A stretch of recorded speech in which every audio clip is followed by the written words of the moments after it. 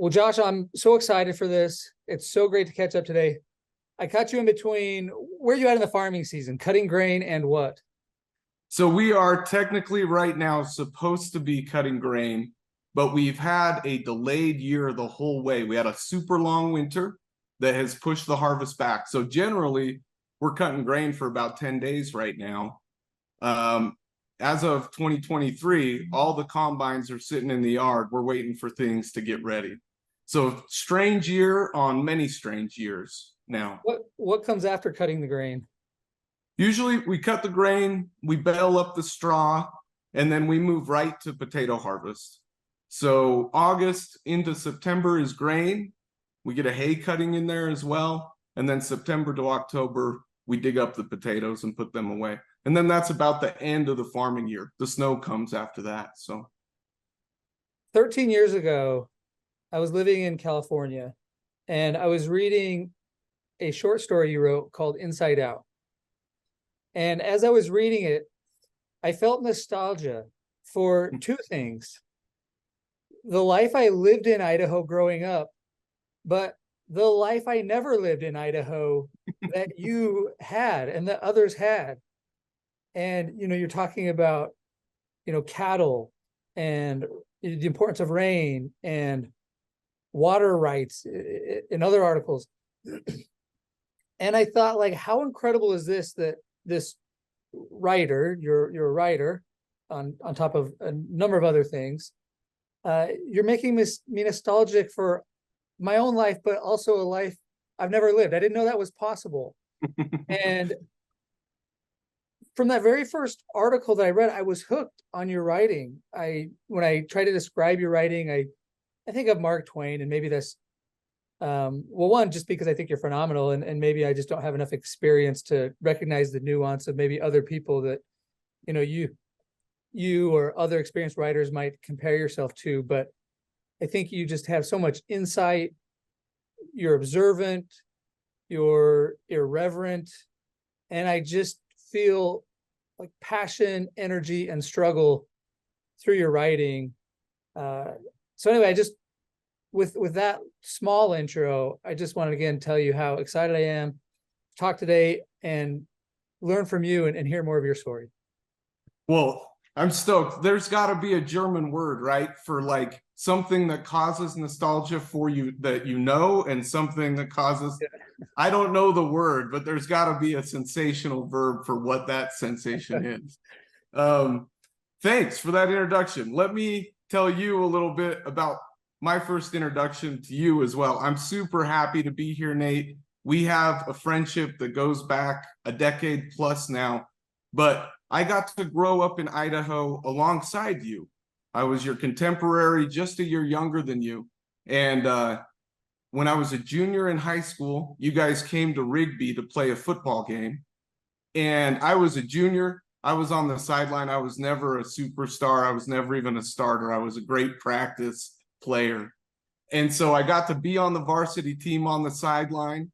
And you guys came out in your all blacks.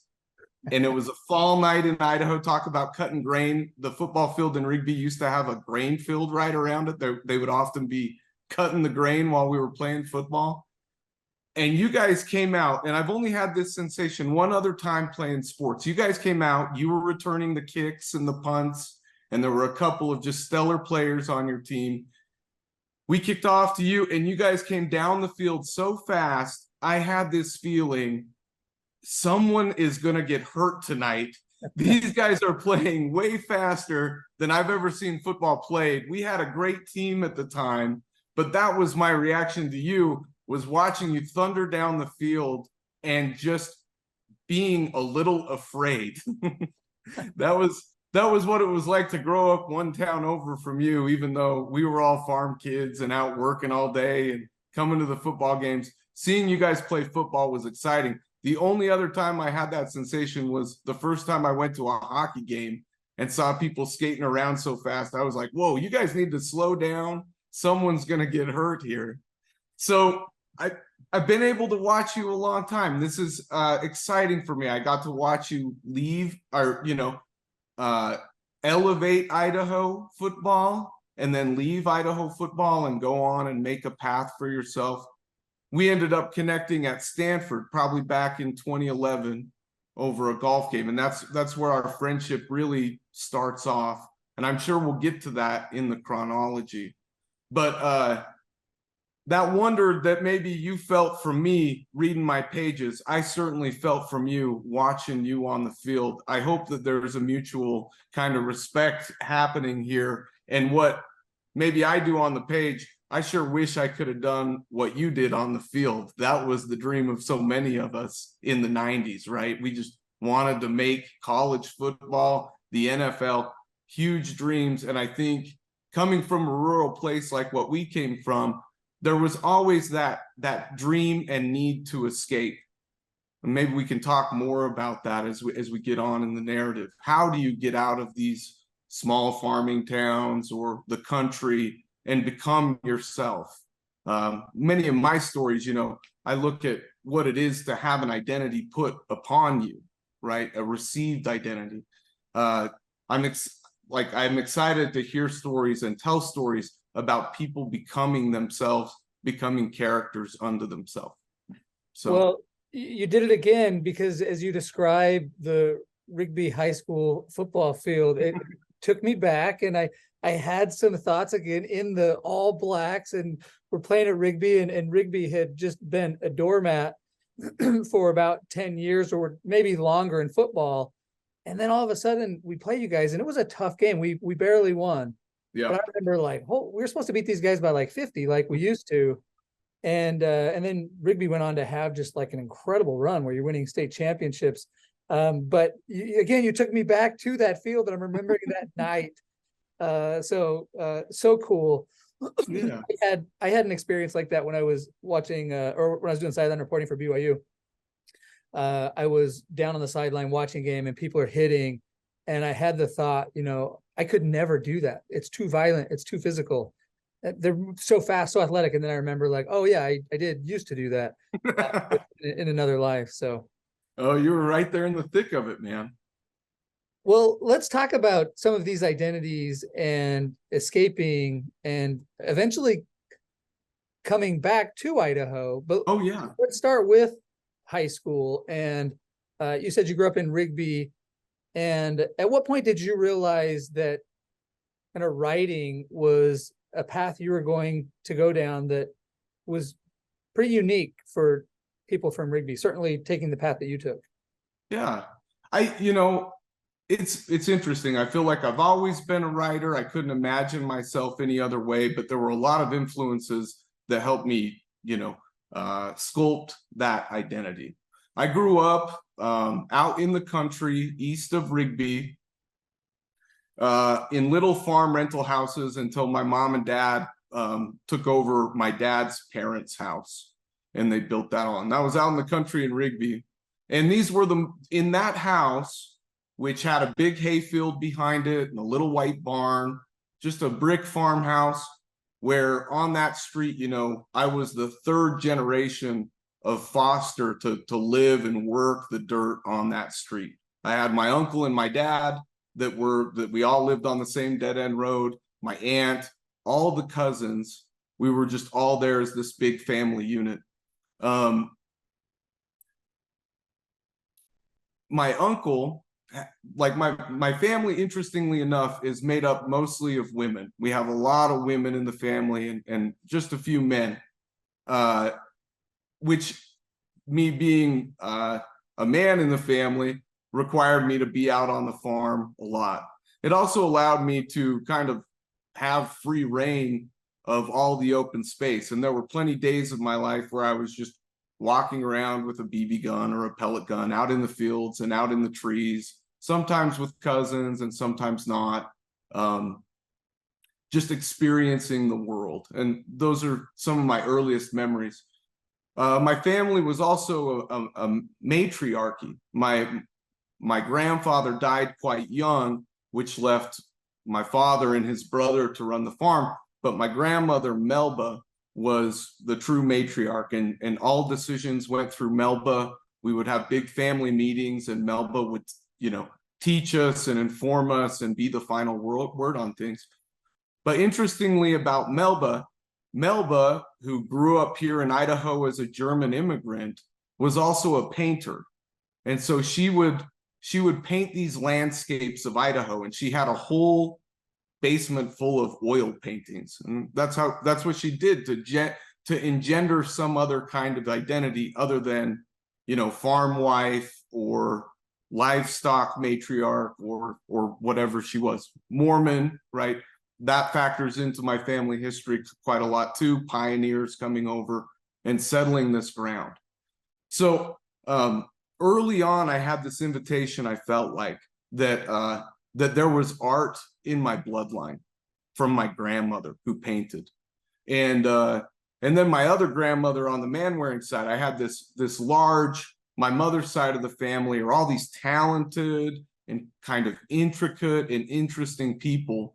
And they play guitar and they sing and they write their own music and they dance. They participate in kind of the old arts of the West, leather making and old Mormon textiles and things like that.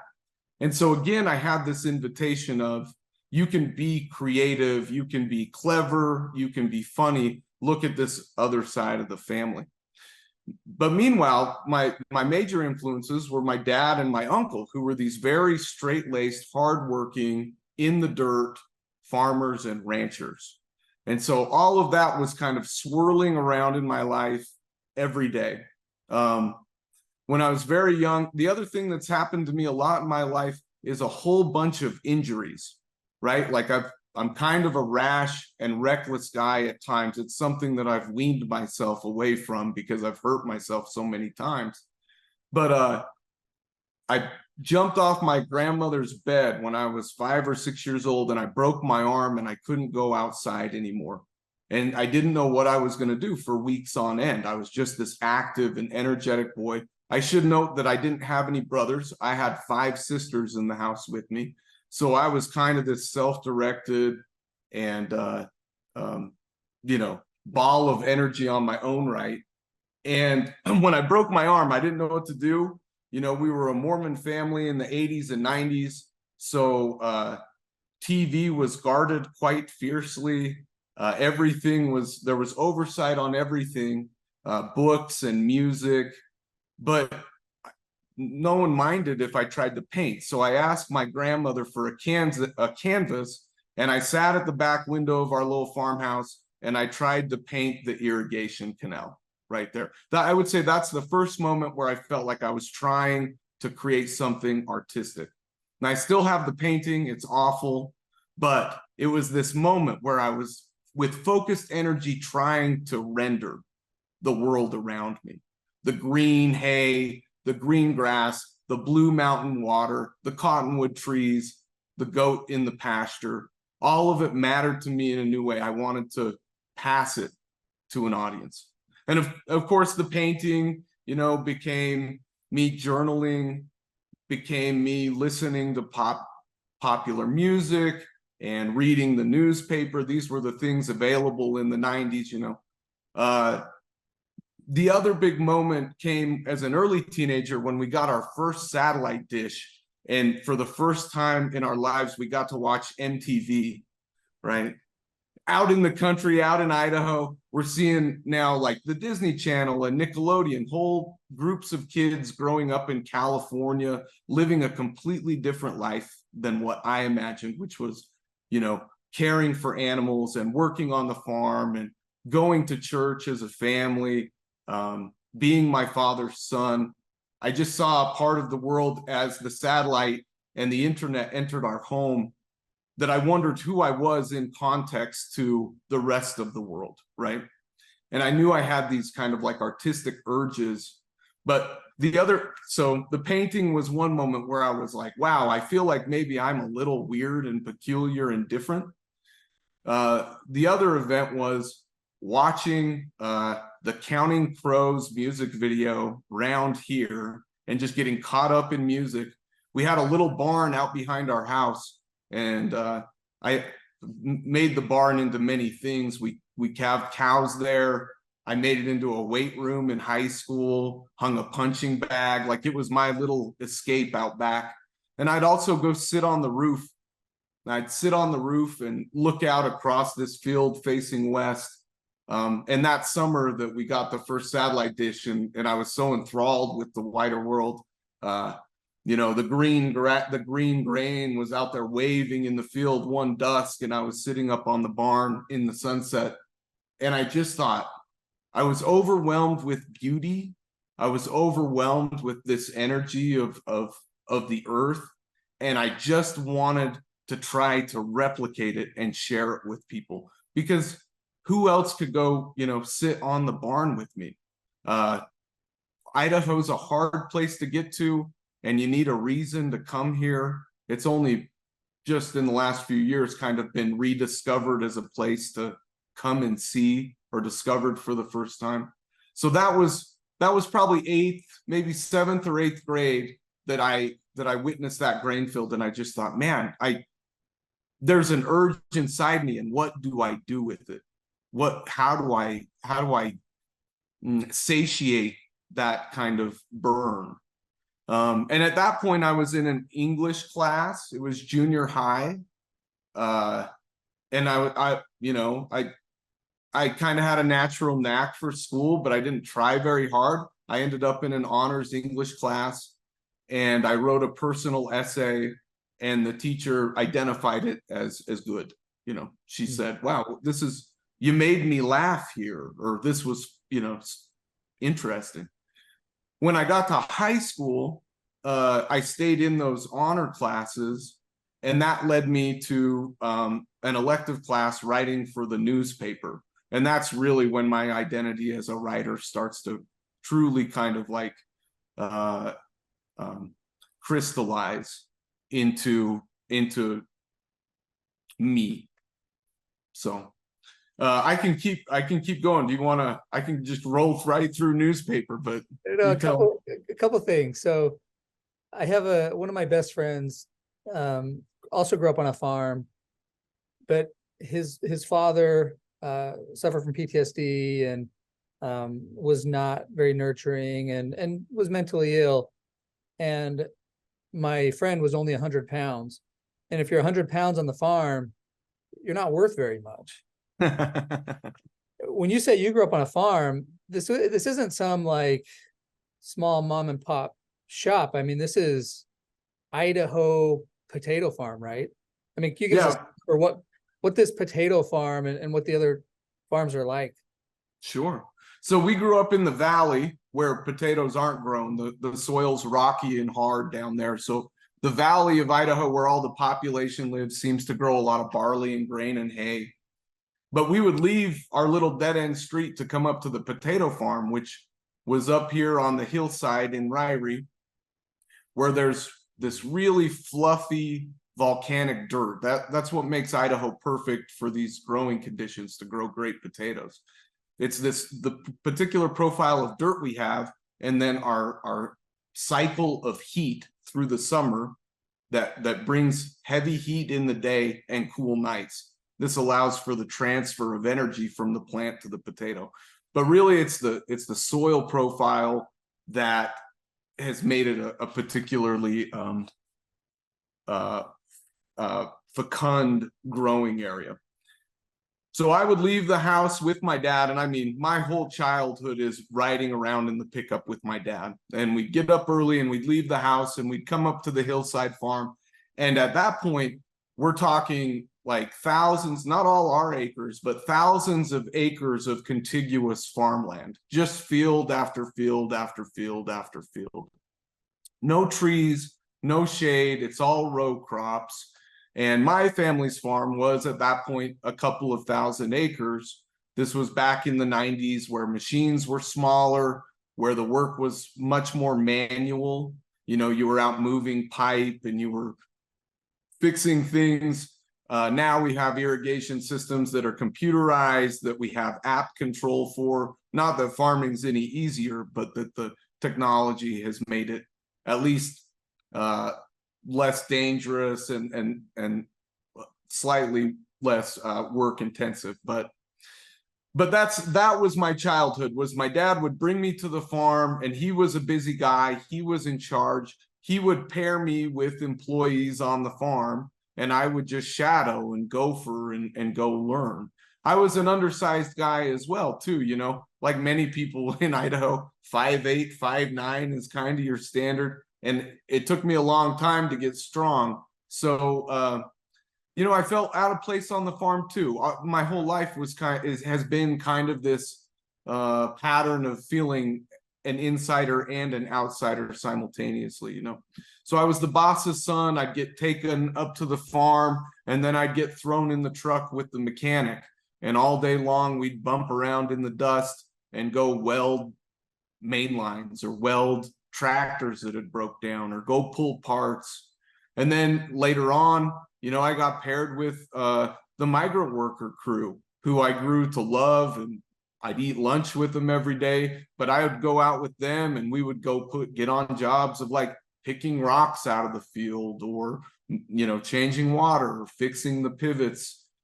This was also where I first started to learn Spanish. Of course, all of the swear words and the bad words, that's what you tend to learn first during doing this kind of work. But it enriched my life deeply, and I wanted to know more about these people. And later on, when I had opportunities, that's exactly what I did. I traveled to Mexico, I read the literature, I learned Spanish better and better so that I could come back to the farm and keep that relationship going, keep the relationship of education going, because that was really truly how I grew up. I'd get delivered to a job. I wouldn't know how to do it.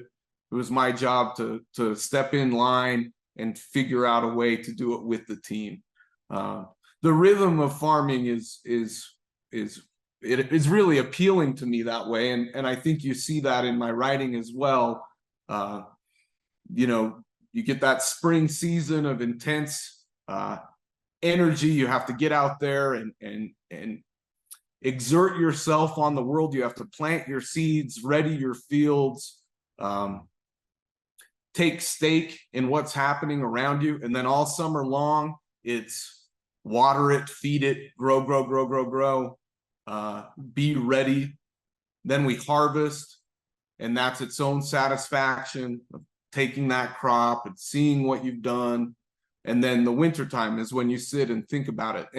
And that's really when I started writing too, was when, you know, the snow had fallen and I could really process through everything that I had experienced in a year. And then, you know, new spring, new chance to do the same thing, but better, learn new things, grow, change. So yeah, but it was different than like a family farm in that I was working for people and with people, big stakes, a lot of acres, a lot of hours. And the farm today, is it one of the largest in Southeast Idaho and Idaho? I mean, the amount of potatoes that you guys are producing is it's no small feat what you guys are doing. No, we feel, I mean, to use the football reference, right? We have these buildings that hold our potatoes. We call them potato cellars. And they're as big as a football field, as long as a football field, about half as wide as one. But those buildings get filled up with potatoes 30 feet high by 100 yards long. You know, I mean, hundreds and thousands of potatoes in one building. We have a footprint, you know, we're definitely not the biggest. There are guys in Idaho that seem to own whole counties still. You know, there are these dirt kingpins out here who produce so much food for America and the world. We have a footprint. We're not the biggest, but we run alongside some really great farmers and are super proud. You know, my dad is in his 45th consecutive year of farming the dirt. I listen to him and I think, this guy's probably forgotten more about potatoes than I'll ever know about potatoes in my whole life, right? Well, that's kind of the joy of it. It's always fun going to a burger restaurant and seeing, you know, wherever I'm at in the country and seeing, you know, the fries came from Rexburg, Rigby, Idaho. Yeah, and we are, I mean, this valley right here is, again, when we talk about American ag, we think California, Texas, the grain belt in the Midwest, the corn belt.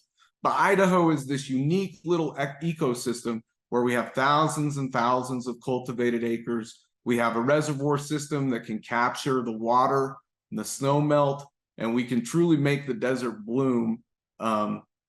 It's something that I'm just super proud of, but much like my writing, who would ever know about it or would want to know about it, right? It's just great eating the French fries. Yeah. So as a farmer and as a writer, did you feel discouraged from writing? Did you feel encouraged to write from your family, from your community? What was that relationship like to family and community as you're a farmer, but also a writer? Sure. As I started writing for the newspaper in the 90s, really my specialty was writing humor columns. You know, that was like a staple in the newspaper, was you had a columnist that would write kind of slice of life stories. And then I loved doing profiles on other people in the high school. And I really tried to focus on people that didn't get often a fair shake or a fair look. So I really like talking to strangers and talking to new people and drawing out their stories. At the same time, I was also writing kind of these like sarcastic and tongue-in-cheek pieces about what it was like to grow up a farmer. And in this area and in this audience, that kind of story resonated with a lot of people. So when I first started writing, you know, I think there was this push to inform me of what I should write about. And I got a lot of encouragement to be like, hey, you should write for the church magazines. You should try to write for the majority culture in our little area. And that was one out, right? Again, I was trying to figure out always, because I was working on the farm so much. And I should note too that my dad, because I was an only son and because of this profile that I had, never really did me any favors. The thing that he gave me the most was jobs. He wanted to teach me a work ethic, right? Which made me want to run away from the farm. Like I just wanted out. I took FFA and I worked on the farm anytime I wasn't in school or doing What's FFA? Future Farmers of America.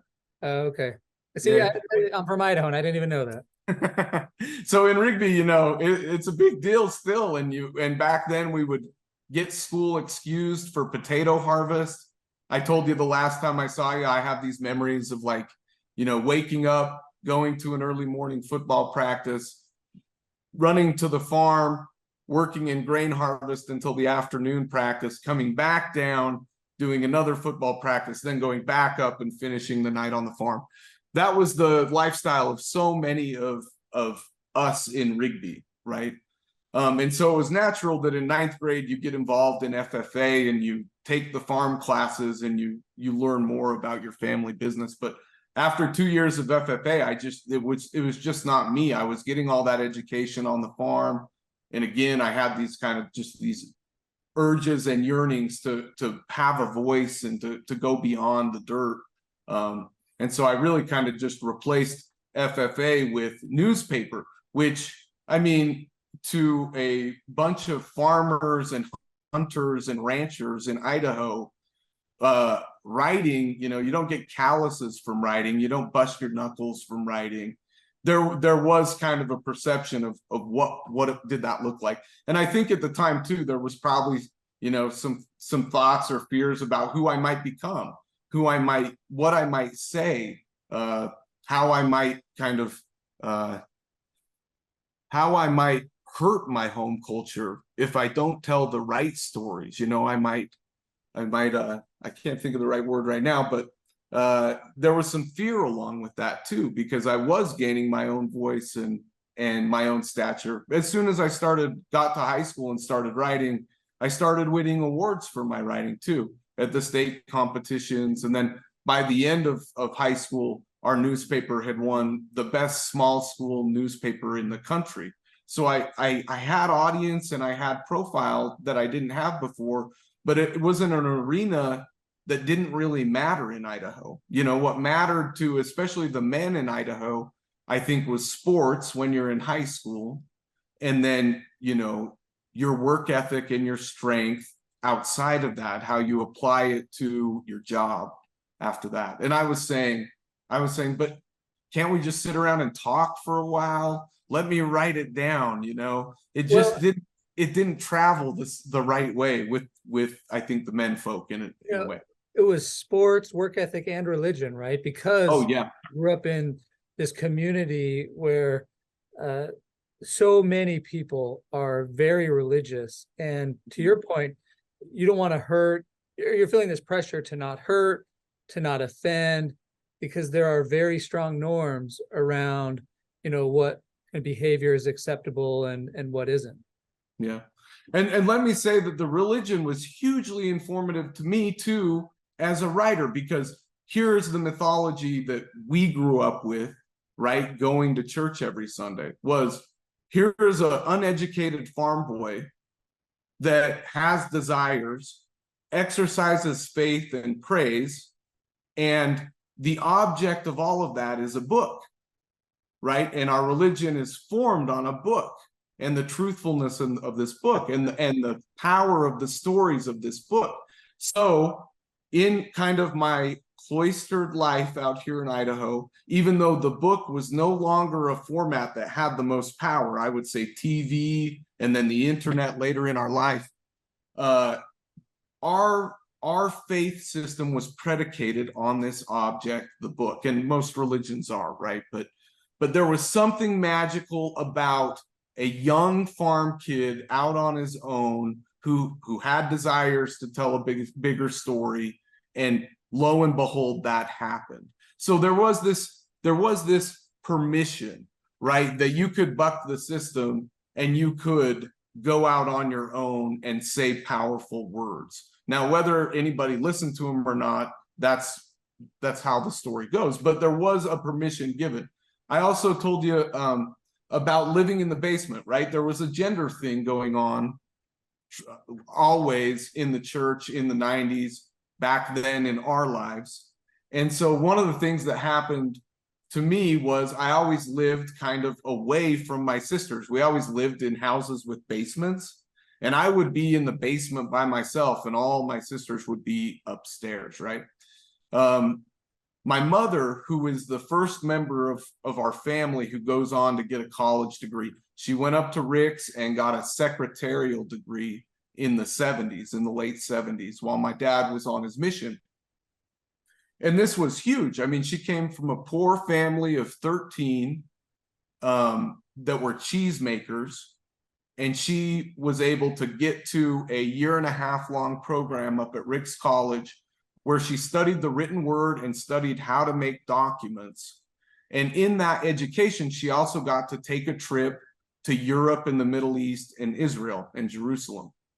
And my mom, who also had 6 kids and ran the business with my dad and my uncle and his wife, my mom had a love for books, even though she didn't have time to read all the books.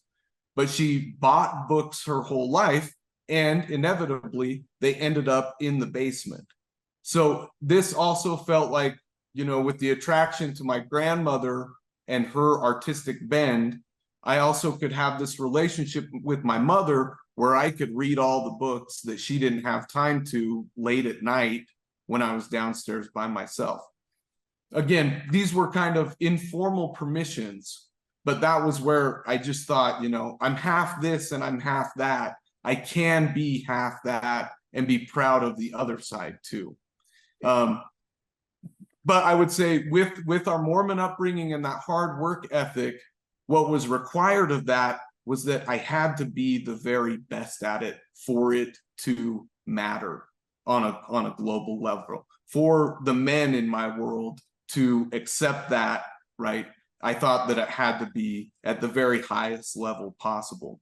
They couldn't accept it if it was just a hobby, and they wouldn't value it. So I really did, as I got better and better at it, I mean, I really started to think I have to be the best at this in order to gain the pride and acceptance of the rest of the men in my culture.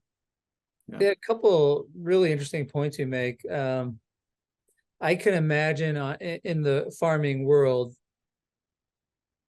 of course there's exceptions, but I could imagine a lot of farmers not appreciating books and not understanding the importance.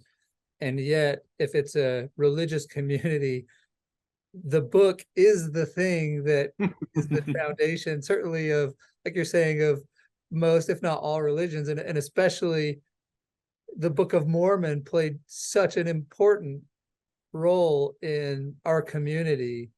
And so that's just a really interesting insight you have about yeah, farming matters, but hey, like this book over here that, you know, everybody has patterned their life after also really matters. Well, that was an interesting phenomenon too, because we're not a culture of readers, but we do read the same book over and over and over again, right? So the farmers can quote all these scriptures.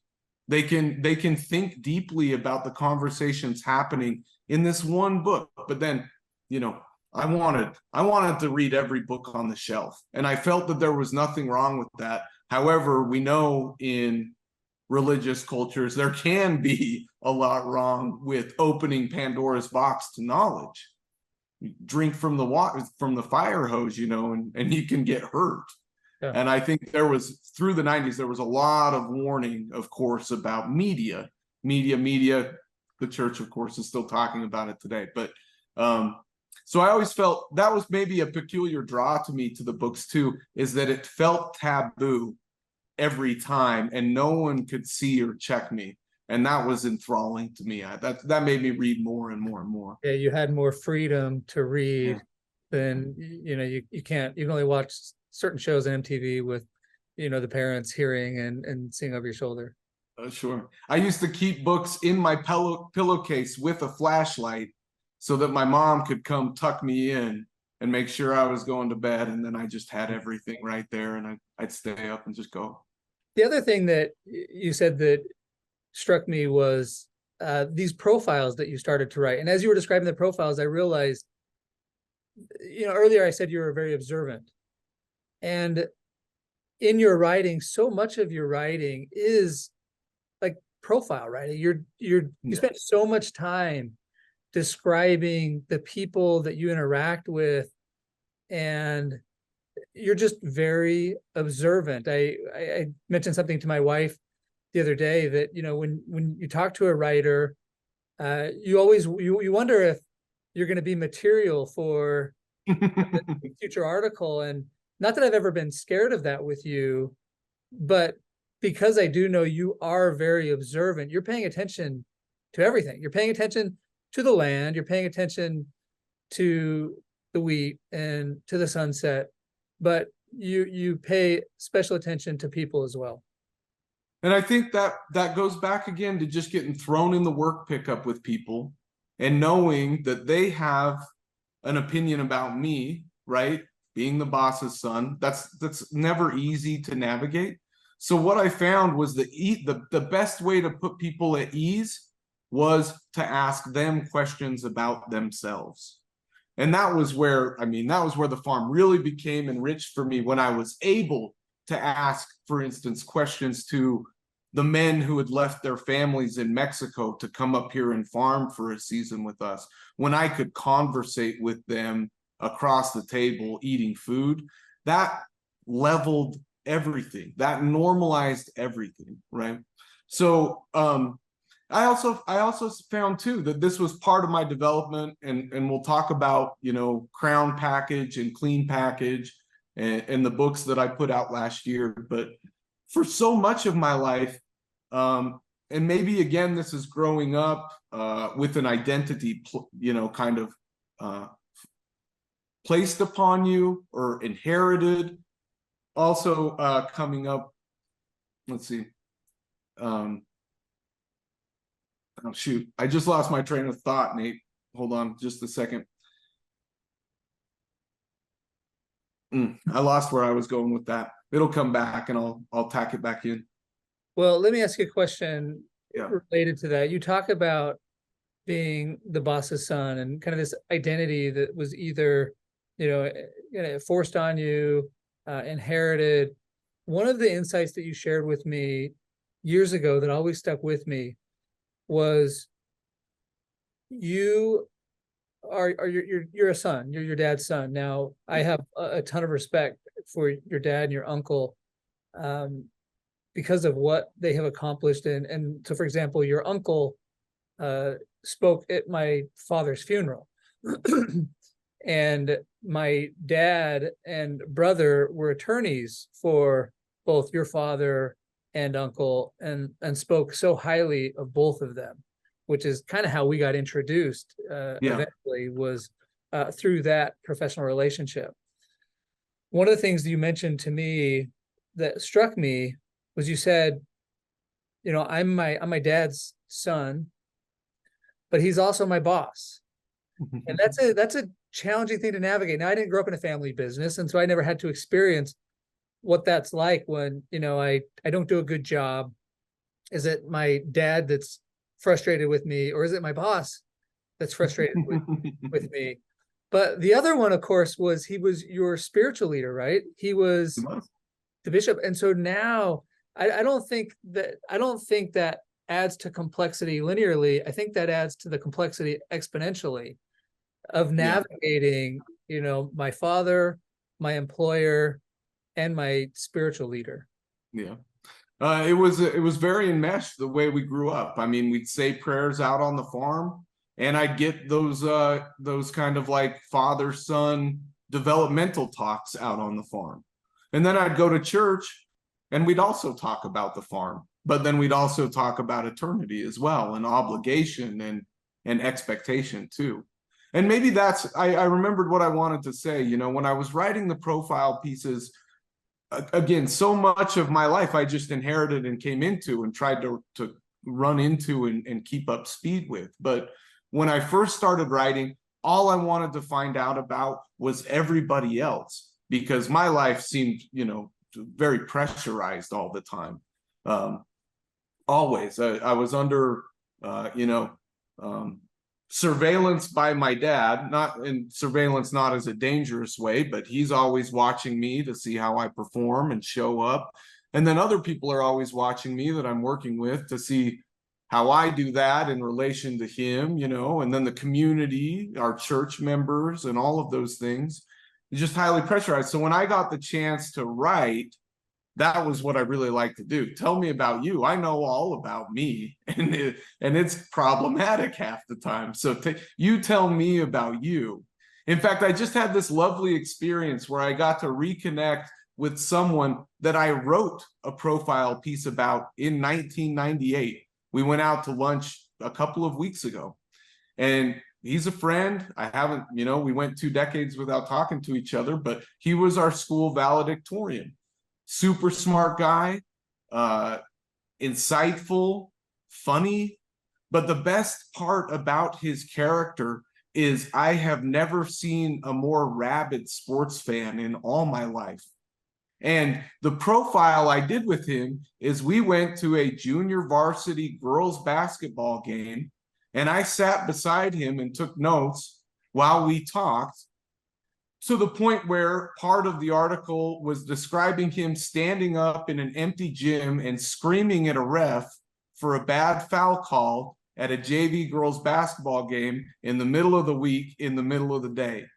And I mean, that was like finding gold, right? And when I ran that in the newspaper, people came up to me in the hallway and would show me that paragraph. And something about that it was kind of electric, that for whatever reason, I have this knack to capture a few details, and people say, oh, that's right. I get that. So like when I was reading Inside Out, that very first article you sent me, and there's that moment when the worker, there's a calf, there's a heifer. Is that these terms that I should, that I'm embarrassed that I don't. So the heifer is struggling, and you reach inside to pull out the baby, the character does, and they pull out a leg. And like that moment is like burned in my brain as I was reading. I was like, oh my gosh, they just pulled out a leg. And like, that's part of that ability you have. Well, thank you. No, that's so yeah. I think the other thing about being my dad's son is I was always kind of beside and behind. And so my positionality was just watch and listen.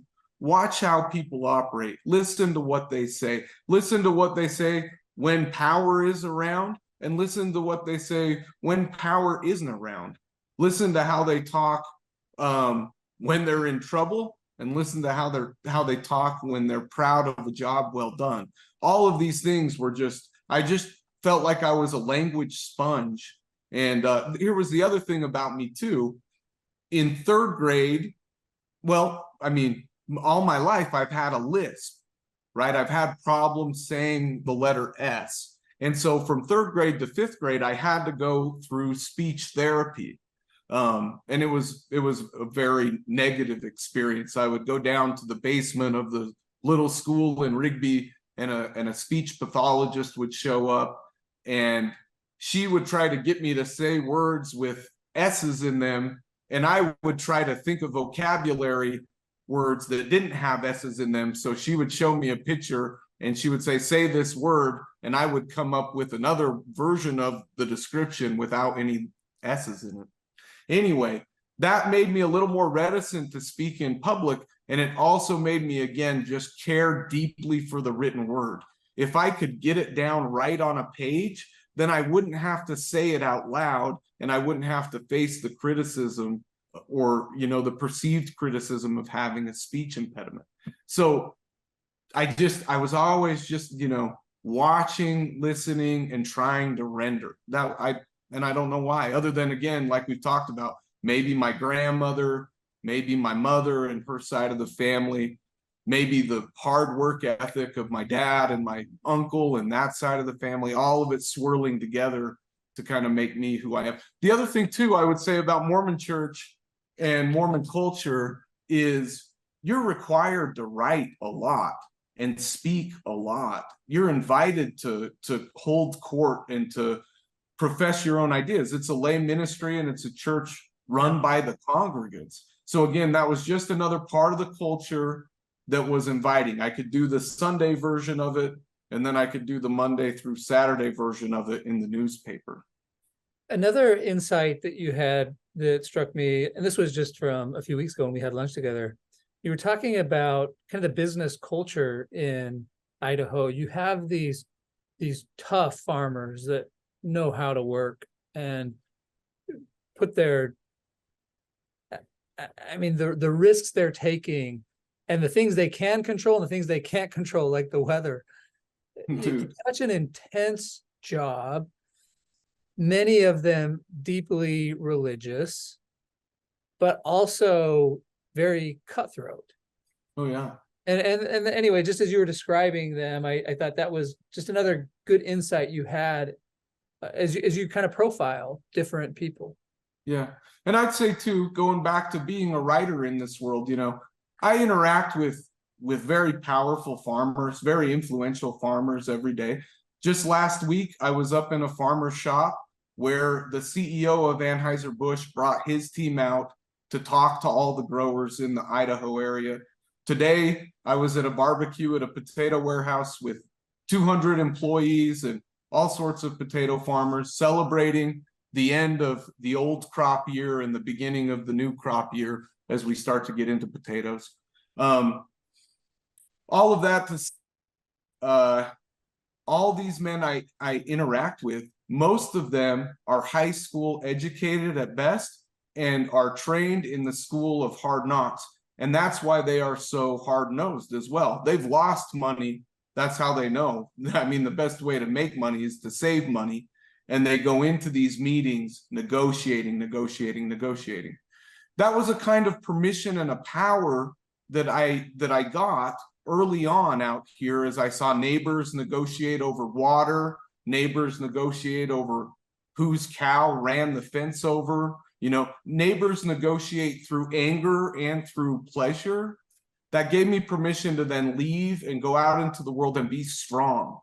All these men in the world, right? They, in our world here, show up to work every day, rarely a sick day, bust their knuckles, sweat it out, provide for their family. I can't say enough good things about the men that I interact with out here. But as I started to deviate from the path, then I became a big question mark. With that generation too, education is speculative at best. Degrees, do they really matter? What matters to them is sweating it out daily and having skin and blood in the game and showing up for that every day, caring for all those details. When I started to say like, well, what I really like is just reading books all day, they were like, who's this kid? What can we do with him? And I'm going to go get a master's of fine arts, and I'm going to go get writing fellowship, and I'm going to get a PhD.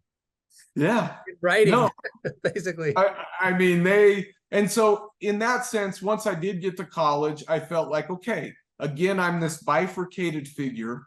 I've got the artistic self and I've got the practical, hardworking self. How are these two things going to mesh? When I left high school, I got a little journalism scholarship to go up to Rick's College. You had just finished playing a year of football there and we're out on your mission. And I was behind you for that first year of my college career. I got into the journalism room. At that point, the year 2001, I graduated high school in 2000. So I was up there at Rick's that first year. I read the tea leaves and I was thinking the internet is going to change journalism forever. I had a hard time. I was in total control of our editorial board at high school level. I had a hard time going to Rick's and then also self-editing to meet kind of the code that needed to be written for up on campus there. And so I got really disillusioned with writing that first year I was at college. I did keep the scholarship that whole first year. And then I went on my mission and decided I wasn't going to be a writer anymore. I couldn't see a career path for it, and again, the practicality of it, I was just like, well, I've got this work on the farm and I'll always have plenty of work on the farm. What can I bring? What can I go gather and bring back to the farm? Well, at that point, I got called on my mission to Indiana, but it was Spanish speaking, which was a huge boon. I got to go out there and learn and teach myself Spanish. It wasn't perfect. It was in the States. It was very gringo, but I got to go out to Indiana, be out on tomato farms and in turkey warehouses and chicken farms and work with the people I already knew and loved, but now speaking their language. So again, language for me, that's where I thrived mentally. And I remember the first month of my mission being in Indiana in the suburb of East Indianapolis, and I opened a Spanish Bible.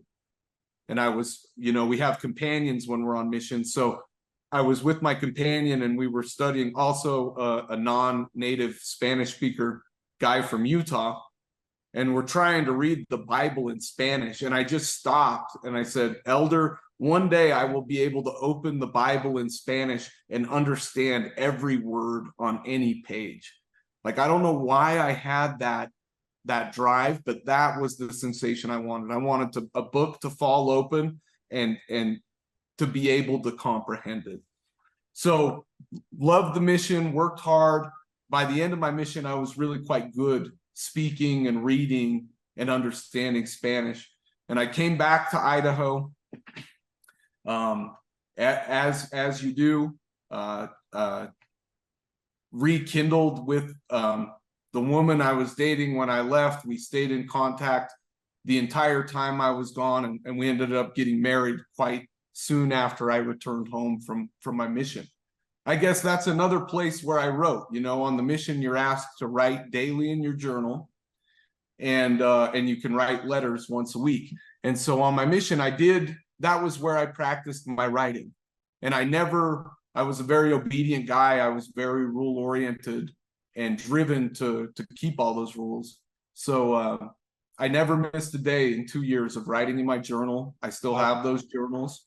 And then I never missed a week of writing a letter home and to my wife, Renee, my girlfriend, Renee at the time. And so I was making pages all the time, trying to describe my world, telling stories about what happened in the mission, and relaying that back home. So then I got home, and in the time that I was gone, Rick's, which was a junior college, had become BYU Idaho, a 4-year college. I always thought that I would do my 2 years at Rick's and then bounce and get a 4-year degree elsewhere. I was recruited pretty well for journalism, and I had gotten a bunch of good offers from bigger journalism programs than Rick's. But I got home, I got married, and the farm was going hard, and it was not far from college. I just thought, I'll just keep working on the farm, and I'll keep finding that degree that's going to help me become this best version of me. I tried business, I tried graphic design, I tried illustration, and at that point, I was like, I'll just be a Spanish professor. And I took a Spanish lit class. And it was then, and this was another kind of watershed moment, I was in the Spanish lit class, enjoying it, certainly, but I read a writer named Juan Rulfo, a Mexican writer from Jalisco. And he was writing about Mexico in the 1950s. And it was Mexico, it was rural, it was Catholicism, it was bleak at times, it was supernatural at times. It just hit all of the ticks that I loved about books and literature and my life. You know, our kind of Mormon upbringing too is very folkloric and mythologized as well. Supernatural things happening to the people at the top, to the people at the bottom. So Juan Rulfo, I read him in Spanish, and I was just like, dude, if I could write this, if I could do this about Idaho, if I could capture like he captures, then I would feel like that's real art. And my life really changed in that moment. My dad, I have one sister that's older than me, and we were the 2 oldest, and she also got married that same year. And my dad offered us a little cash to buy our first married car, you know, like a couple $1,000. Hey, get your feet underneath you. And so my sister bought a car, and I was like, well, can I use this money to move to Mexico and do a semester abroad studying Juan Rulfo?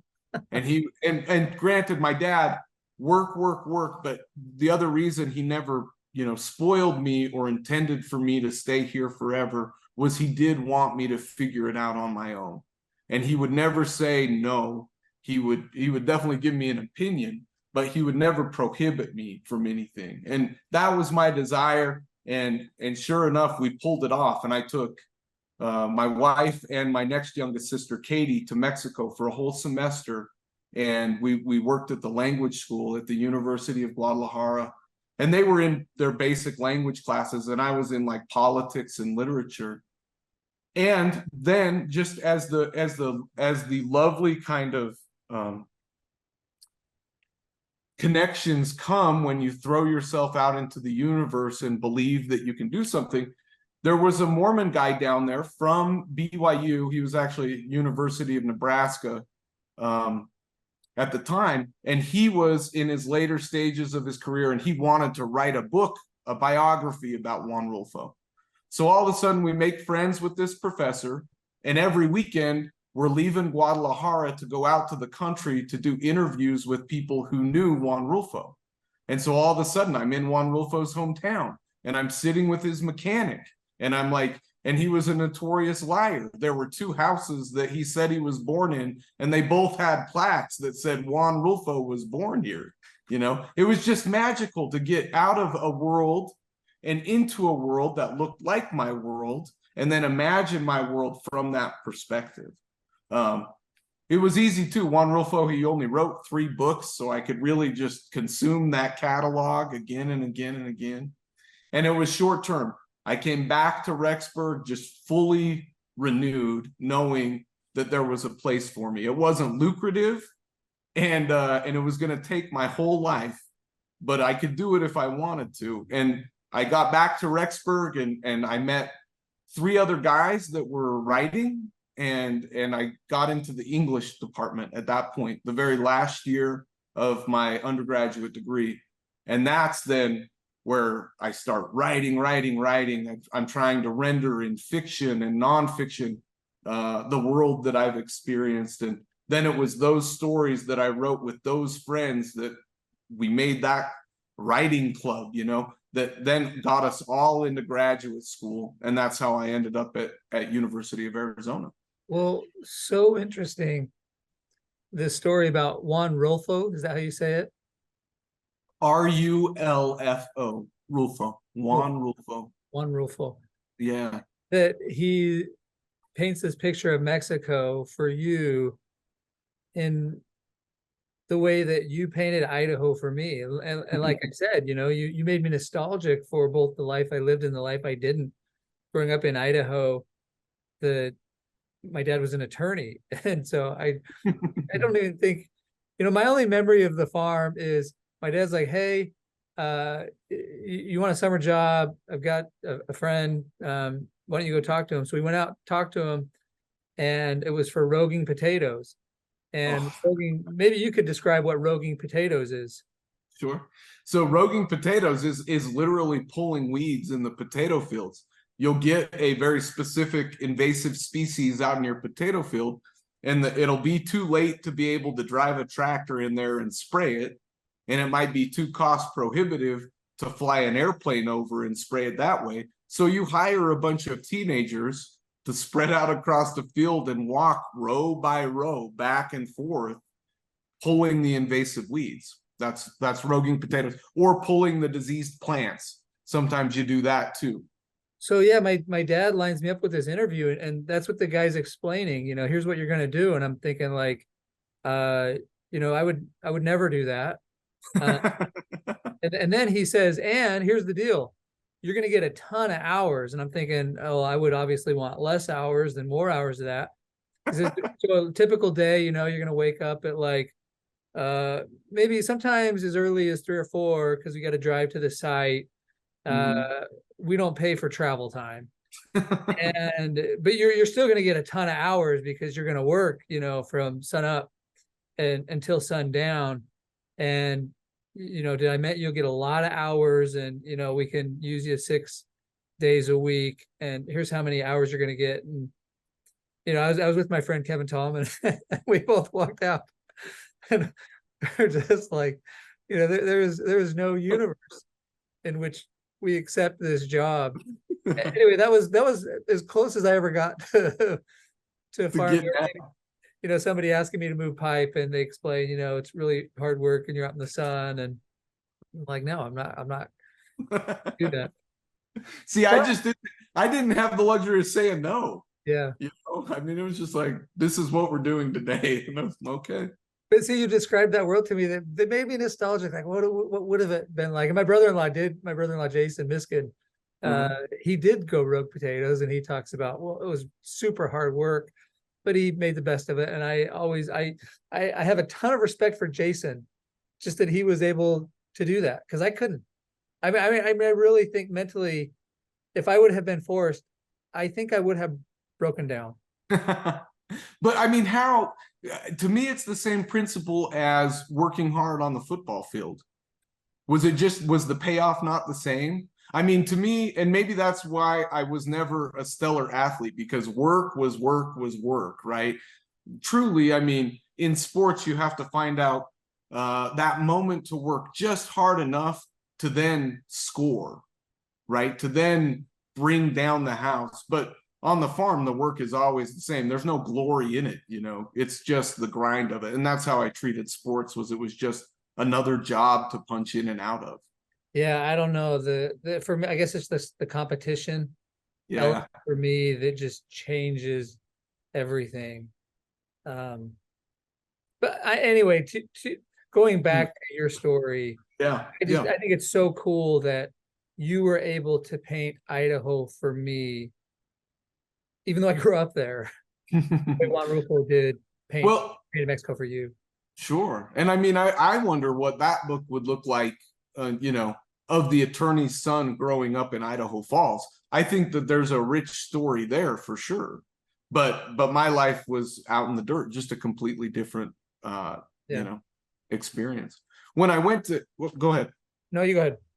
I was just going to move it along to Arizona. When I went to Arizona, I didn't know what I was going to write at that point. I had a few short stories and a few essays. Some of them were the Idaho stuff, and some of them were just, fantastical stories, supernatural stories, scary stories, all the things that you can do on the written page. I mean, the form can handle anything, right? So I didn't know who I was. But then when I got to Arizona, certainly felt like a fish out of water. Again, my story's full of kind of miraculous breaks. I applied to 6 graduate school programs, all top 20, and I got rejected from 5. I never heard from Arizona. Then a letter showed up at my parents' house saying I had been put on the wait list. And so then I called Arizona and begged my way in and got bumped in to go down to Arizona. And can we actually pause right there? Yeah. So you want to go get a master's in fine arts. What kind of career can this lead to? Like, what are you thinking in terms of job prospects? And definitely I was inspired so much by the academic writers that I had met at BYU Idaho, and then they introduced me to their network, and I learned that there are a few places you can be a writer in America right now. You can be with a magazine or a journal or now a website, right?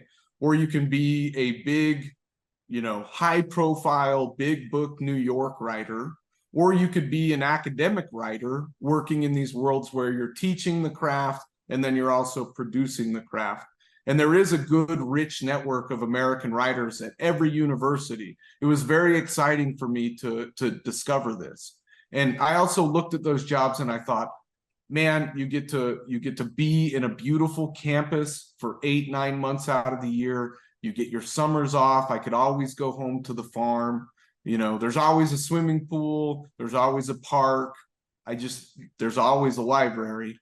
I thought, again, going back, if I had to give up the farm, the exchange would have to be as high profile, as prestigious, as important. And I felt like the professorial role would fulfill that. And so at that point, in my last year at BYU Idaho, I was coming down and working on the farm every day. We had a little 30-acre sod farm, a grass farm that we were experimenting with.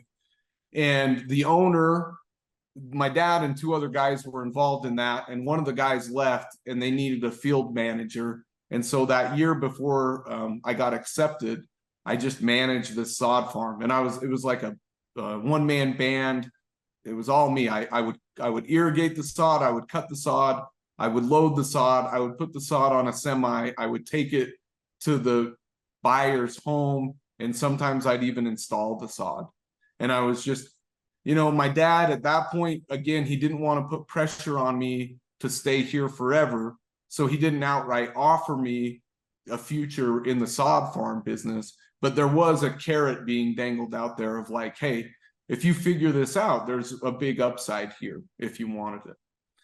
And I was just like, dude, I miss every lake day. I miss every family function. I can't go on dates. All I do is work. It's hot. Homeowners are hard to deal with. I was just like, man, get me to a university. That is my escape. That's my exit strategy. And so then when nothing hit, I was just like, I'm stuck. I'm gonna be farming this grass forever. And so when Arizona came around, man, I was just ecstatic, and I felt like it had to be that this was some kind of destiny. I wanted to stay west. I know I tell Western stories, but I got rejected from Utah and Montana. It was a big hit.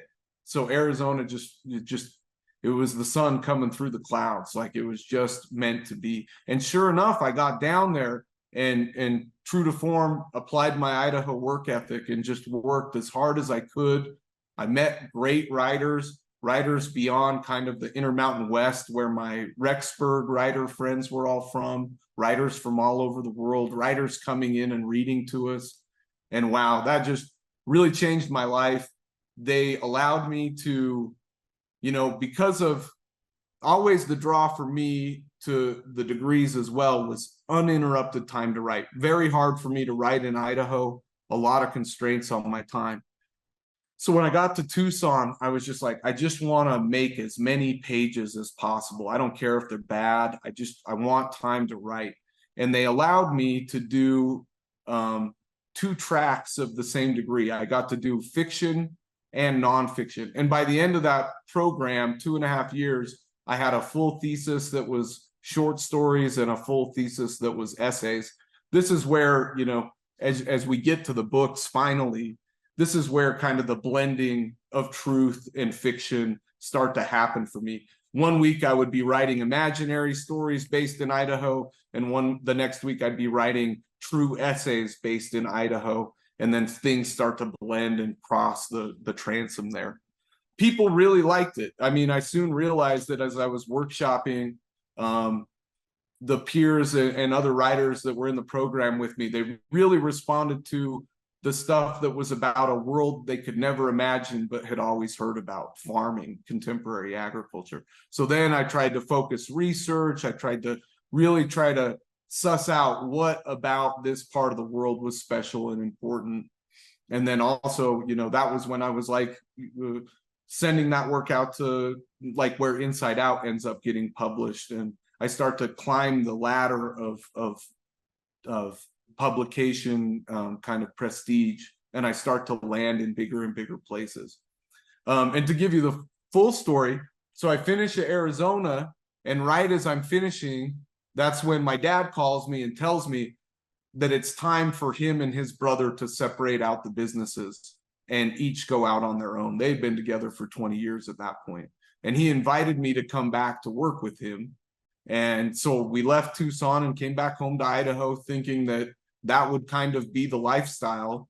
I was married, active in the church still, figured we'd have some kids, we'd settle in, figure it out wherever we could. This is where I first meet your dad and your brother. I come in to work for Brad and Boyd, my dad and my uncle, Boyd being my dad. And my job is to separate all the legalese, like every lease, every ownership document, every water right.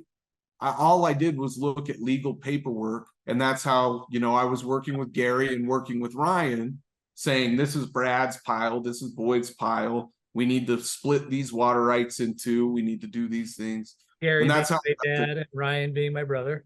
Yeah. And so I meet the Mickle family, and at that point I'm like, whoa, dude, Nate Mickle, man, holy cow, you guys are family too. Of course, big fan. And then we find out that you're at Stanford. Well, okay, so I did that for a year, and it was a really hard year because I had no writing. I went from Arizona, which was like, a great writers community and a great writing town in Tucson. And then I came back to Rigby, where, like, true story, I once went to the gas station right after I came home from Arizona, and there was a woman that I've known my whole life, and she was working the counter, and she was like, where have you been for 2 years? And I said, oh, I got this degree from University of Arizona. And she said, oh, a degree, huh? Like Idahoans do. They're like, that's some, oh, that's good. That's some crap, a degree, huh? And she said, what's it in? And I said, it's in writing. And she said, like calligraphy?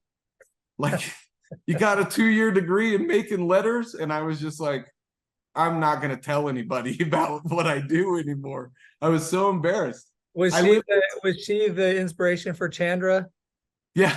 Yeah, dude. I later tried to write a whole novel based in a gas station where, of course, there's some infatuation, and you've named a character Chandra for sure. So it's at that time when I'm here in Idaho for that year, and I'm feeling so lonely. All my writer friends. Back up though, because you finished your degree at Arizona. Yeah. You that was a 2-year degree, you said. Yeah. So now you have your Master's of Fine Arts. Your dad invites you back. So the plan is to work on the farm and write, or is the plan to like eventually write your way out of the farm? Well, I was open to everything at that point, but the bottom line was I got to write and publish, get those short stories out there and just find niches. I also, when I was in Tucson, I had the great good fortune, two huge breaks, right? My very first class, I sat down to the organizer and creator of one of the internet's oldest literary journals, terrain.org. And I happened to just sit down in class next to its visionary, Simmons Bunton, and we became fast friends. And by the time we got out of that degree, Simmons and I graduated together. He invited me to be terrain.org's first genre editor. So I had that job, right, that I felt good about coming back to Idaho with. I was an editor for a website, an online magazine that was really good and up and coming. And now it's in its 22nd year of production. Wow. Truly one of the oldest literary outlets on the internet. And by the time I graduated, a writer named Ander Monson had come to University of Arizona, who also had one of the oldest online journals as well, called The Diagram, which I also got to edit for too. So I was imagining a life back up here in Idaho where I was wearing both hats again. And my dad knew that, right? That was going to be my focus. I couldn't make it as a professor, but I had this good job, and I could write at nights or on the weekend, and I could edit, and I could keep my personality and my identity going. Okay. But nonetheless, like, other than the digital community, I didn't have a community, right? There aren't a lot of writers, there aren't a lot of readers. It's just not valued the same way. And especially leaving a town like Tucson to come back, there was a big void. And then I want to emphasize, or you say not a lot of readers. I think that's true in a couple of ways. Yeah. One, not a lot of readers, because you have it's tricky because there are a lot of people that read books in Idaho. We already talked about the religious text, but also you have a fair amount, especially in Idaho Falls, you have a lot of engineers because of different, the laboratory sites, the government labs. And so you, in some ways, you have a pretty highly educated population, formal education. But there's also the kind of writing you're doing is maybe also, when you say there's not a lot of readers, do you mean not a lot of readers of the type of writing that you're doing as well? Yes. Yeah. I mean, discovering that there's a genre called literary fiction, I think out here, when we think about books, they're for entertainment. They're very plot driven stories. Like a Dan Brown. There you go. Book. And everybody Lots of people read those. Yeah. John Grisham. I mean, I listened to the John Grisham books on tape while I was driving tractor in high school. Very influential. People loved John Grisham. Those kind of big barn burner books and writers, they were okay with those. But, I wasn't introduced to like literary writers until college. And I think they would be hard to discover just out on your own, no matter what. So yeah, I think there were readers for sure, but not enthralled in the traditions that I was at that point, And even talking to my buddy that I did that profile piece on so many years ago, he said, I sure hope you keep writing, even if it's just for us from Rigby. But I do wonder who else might read this book and get it and also like it. And I understand that I'm telling small stories, but because they haven't been told, I feel like they're very important. Yeah. So I just wanted to go back just a little bit. When you were at Arizona, and is that when you published Inside Out? Not when I published it, but when I wrote the initial drafts of it. And really interesting how that story evolved. But so it came about in Arizona. Well, let's hear about that, because Inside Out, is that the one that I read about you pulling the leg out of the heifer? So yes. Yeah, I'd love to hear some history on that and what role that article played in your continued career progression. Sure. Well, so that story came about when I was putting together my fiction thesis at Arizona, right? For my MFA and my master's. And I had an array. I bet I had 12 stories in that book. And I was going for something kind of funny and weird. I was writing letters to farm animals, or sometimes animals that I'd shot and killed. That was kind of like a buffer style in between some of the bigger, kind of more realistic and longer pieces. Shot, killed, and eaten, of course. Oh yeah, we eat them too, of course. But so I had a cow story in the manuscript, and I showed it to another Idaho writer who I had met in my undergrad, and we had come up together as writers, and we were in the same kind of peer level at the same time. In fact, he was at Iowa's writing program, which is a top tier, if not the most well-known program in the country for writers. So a very smart guy. And I showed him this book, and I showed him this story. And, I had a lot of farm stories and a few cow stories in there. And I had written this cow story, not inside out, that culminated in a dairy farmer being so mad at a cow, he broke the cow's tail with his two hands. A story I had heard here in Idaho about a neighbor, right? So I was trying to dramatize this event. And I found that not only was that scene of the tail breaking really hard for people to stomach, but the violence on the whole of the story was very hard. And that was in part why I wrote it, because these ranches can be very violent places where the men take out a lot of aggressions on the animals. And I was trying to showcase that in a story. My friend, he flew down to Tucson, and we went on a hike, and I had read his book as well too. So we were both giving each other commentary on these books.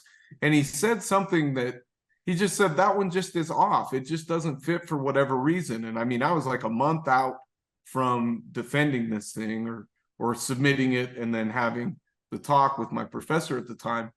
And I said, well, I have this other cow story that actually part of it kind of happened to me, but we had this wild heifer one year, and we pulled the calf out in pieces.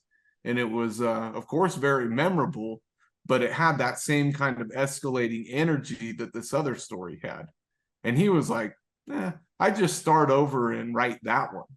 And I was like, the month before, this thing's like getting bound up. But I did it. I sat down, and it took a week, and I wrote what was Inside Out. It was called Inside Out from the beginning. And I just tried to, again, tell a story. When I showed that to my thesis director, he was like, that was a good story until the last line, and then it became a great story. And I was like, oh, cool. I figured something out with this story. The very last thing I wrote at Arizona was Inside Out. And then I moved to Idaho, and I started shopping it. As you well know, submitting it, sometimes this can take a year and a half to get something accepted and published.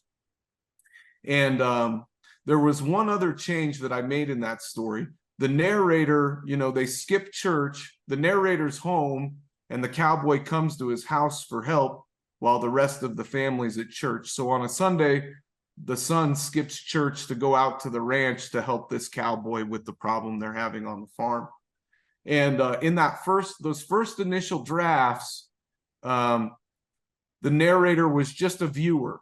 He was just watching this whole scene unfold. When I got to Idaho and I kept revising it as I was sending it out, there was another key moment that turned for me in the revision. And that was when the narrator stole a cigarette and smoked the cigarette as well. All of a sudden, the narrator has a different stake in the story if he's also kind of breaching literally his religious bounds, Mm-hmm. So, and that was like a breakthrough. It felt very taboo for me to write that.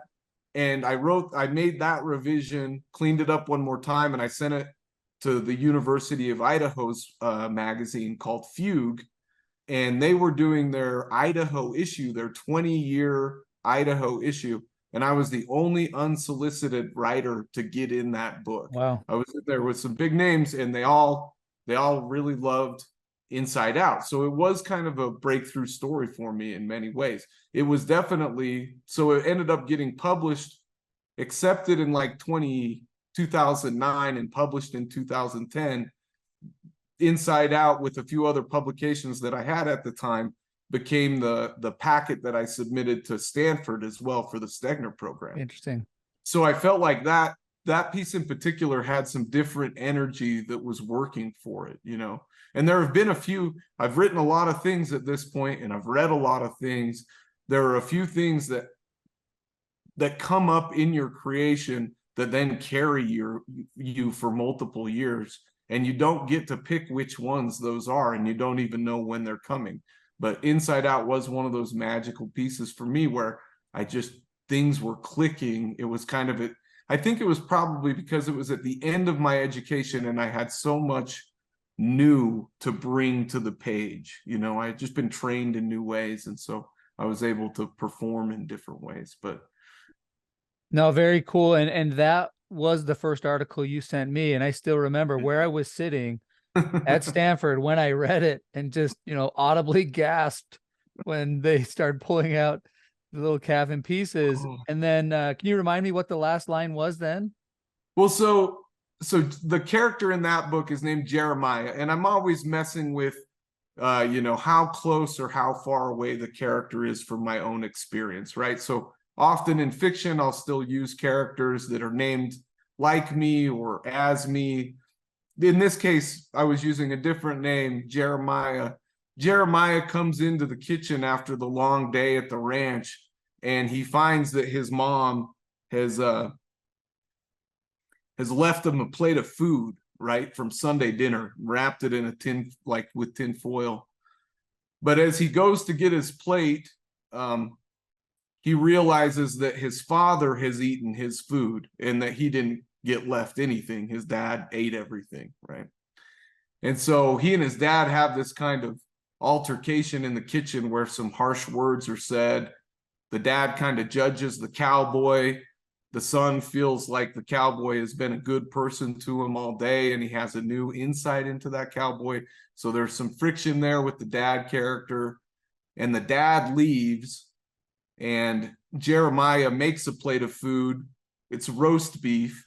He clearly can't eat roast beef on a day after caring for the cows the way that he did. And so he goes to the sink and he starts to wash his hands, right?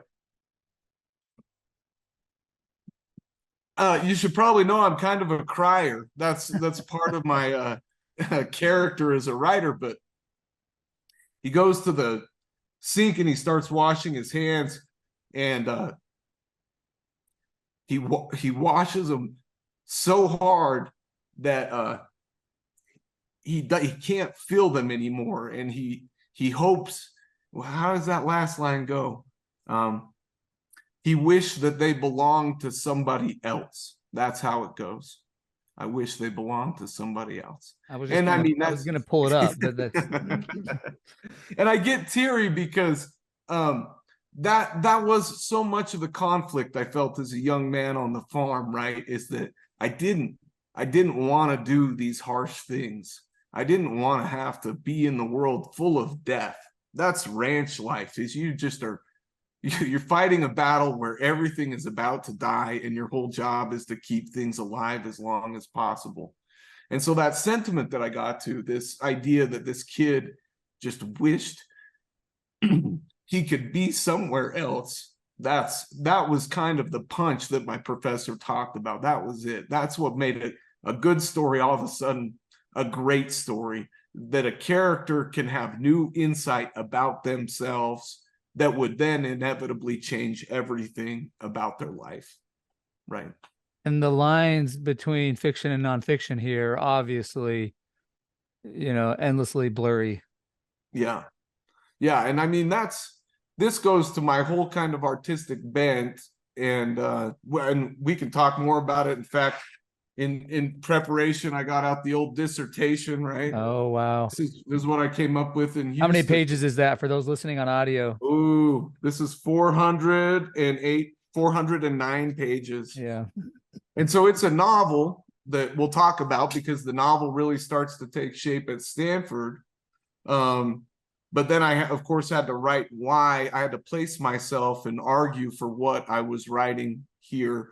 And I make a big argument for first-person narration being like the most American form. Our contribution to world literature is first-person narration in this, what I call in the dissertation, riffing off of other critics and things, a profound melodramatic disorder. And I think that is, I make longer arguments for it, but that is the American experience, is this isolated individual I experience going through some profound melodrama. I'm in a new place. I want a new thing. I can be anybody that I want. Who am I going to be? I will try that. I fail.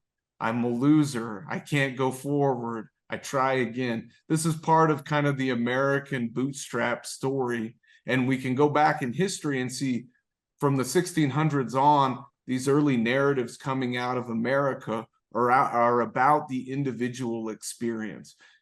What that does is it kind of mitigates truth, right? You don't have to, if there's one voice speaking, then their truth is the truth. And I think that too is like in a very American experience in the world right now, especially factoring in social media and all of these nodes, the way that we show the world who we are and how we are. It looks the same when you zoom out and look at all of us doing it together. But when you look closely at the individual, it is their profound melodrama that they're living daily. And that is their story. And that's really what I try to encapsulate when I use the I as I work on my writing. In fact, the book that you held up, the Crown Package, is this compilation of first-person writing that I did as an exercise to teach myself about who I was. I had 15 years of writing in the first person, and like I mentioned earlier, you know, my earliest endeavors in writing were always writing about other people in kind of the profile format. So it became who am I? What is this voice inside me? That starts to come out in full force as I get to Stanford. Really, that's kind of the invitation, Stanford, to be a voice in the world. And then it's been 10, 11, 12 years of developing that voice even still. So really interesting, because I'm going to jump ahead briefly and then we'll come back. Yeah. When I was at Stanford, I took a creative writing class my last semester, and I decided to write about this experience I had with my daughter, where I got obsessed with teaching her to read, because there's a lot of advantages to kids if you can learn to read well when you're younger. And basically, the theory of the cumulative advantage says that if you get an advantage early in life, especially in reading, that can lead to many large advantages later, because you're just so much more likely to excel in school. Anyway, I'm writing this experience that I had. It was a multi kind of year experience with my daughter. And in this creative writing class, I'm developing this story, and I ask you to read it for me. And which, you know, it's like the nerve I had to ask you to read it for me. I'm this, you know, first time writer, and you were so kind, and you read it and commented on the draft. I mean, I it's like, you know, again, the nerve of me to ask you, but I was so grateful to you, and you provided lots of excellent comments throughout. But I still remember one of the first things you said was, have you thought about, what do you think about making this first person? Yeah. And I looked at it for a second and I said, yeah, definitely. That's what I should be doing here. That is how we sell things in America, is this personal experience. And I remember your book too. I just thought, you know, this is a dad's journey as much as it is a daughter's journey through this. If you keep that third person, it just feels clinical, Yeah. right? But if I can see and hear, again, if you're writing in first person, you're going to inevitably get voice in your piece different from third person that will color it. If I could see the dad, you know, striving with this daughter, I would be more deeply hooked as a reader, just for the pathos of it, and of course the voice of it. I'm a sucker for that. We all hear lots of stories, but I love hearing how other people tell stories, right? I want to hear it from a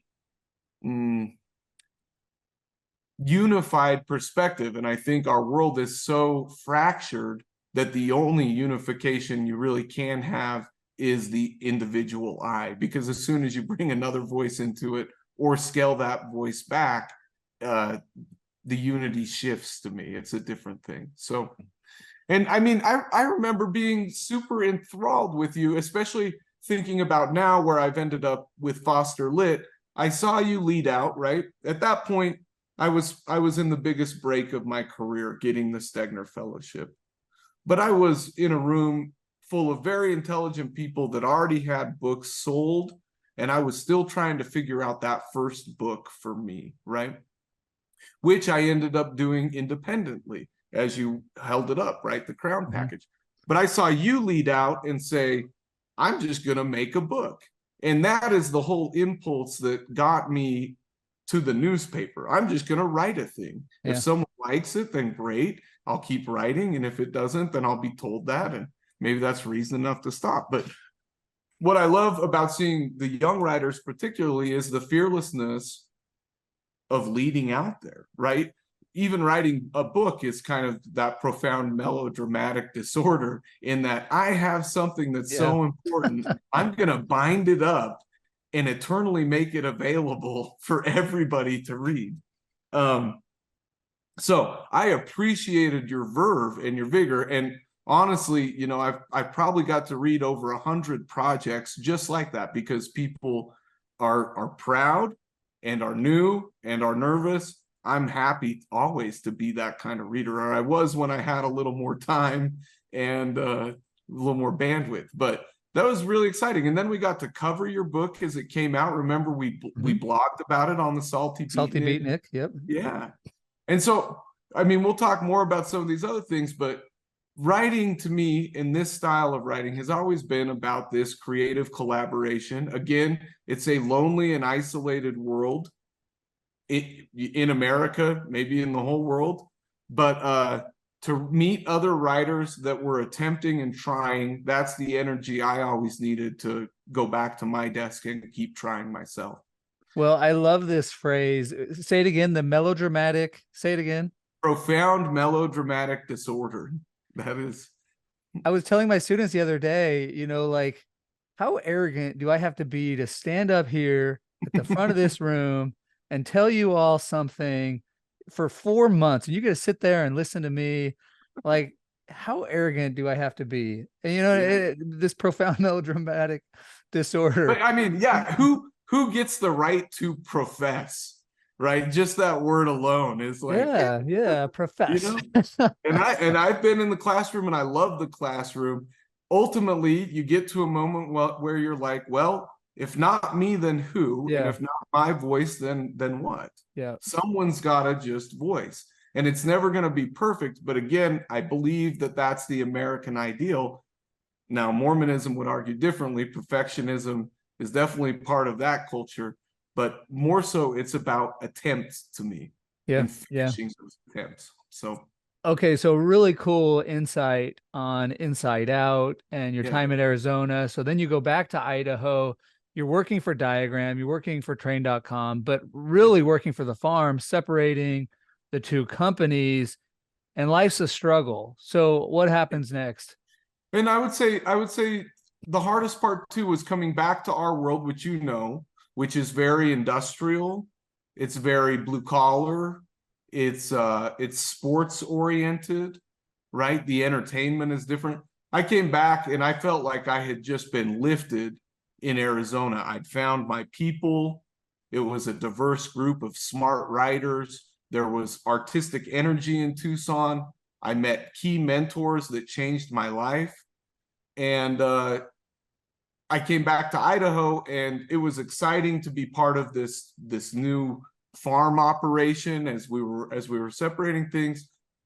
But I saw other peers already on the job market. Things were moving for them. I thought, man, I went through one whole year of working on the farm, and I thought, if I don't, I went through the first year on the farm and loved it, but missed what I was missing. And then in that year, I landed Inside Out and 2 other essays in some journals, so I got a little clout. And then I just thought on a whim, I'm gonna do what all my peers are doing, and I'll apply for the 3 or 4 big fellowships that are available to new writers. And I won't get any of them, but I'll at least be able to sleep at night knowing that I'd thrown in on them.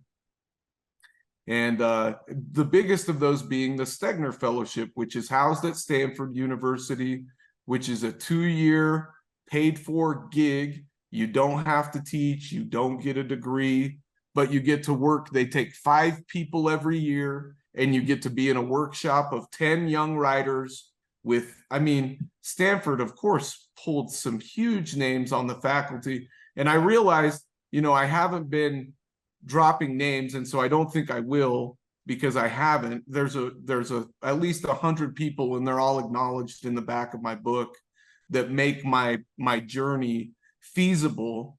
And I would love to just name them out loud, but where I've been general now, I'm just going to stay general on these mentors and these people. But they're one of my most favorite writers ever living was working at Stanford, and I just thought, wow, what a dream it would be. And I told my dad, I said, Dad, I'm going to throw in on these fellowships, and I don't think anything will ever happen. And then, of course, I threw in on them in the fall. And then it was one day in the spring, a very cruddy Idaho day where the snow was kind of melting, and it was muddy and wet and cold and windy. And I drove to Idaho Falls to get some parts for a tractor. And then I was driving back out to Rigby to the farm, and I got a call from a California number, and it was a very famous Irish poet. I had never even heard an Irish accent for real before. Oh. I thought I was getting punked.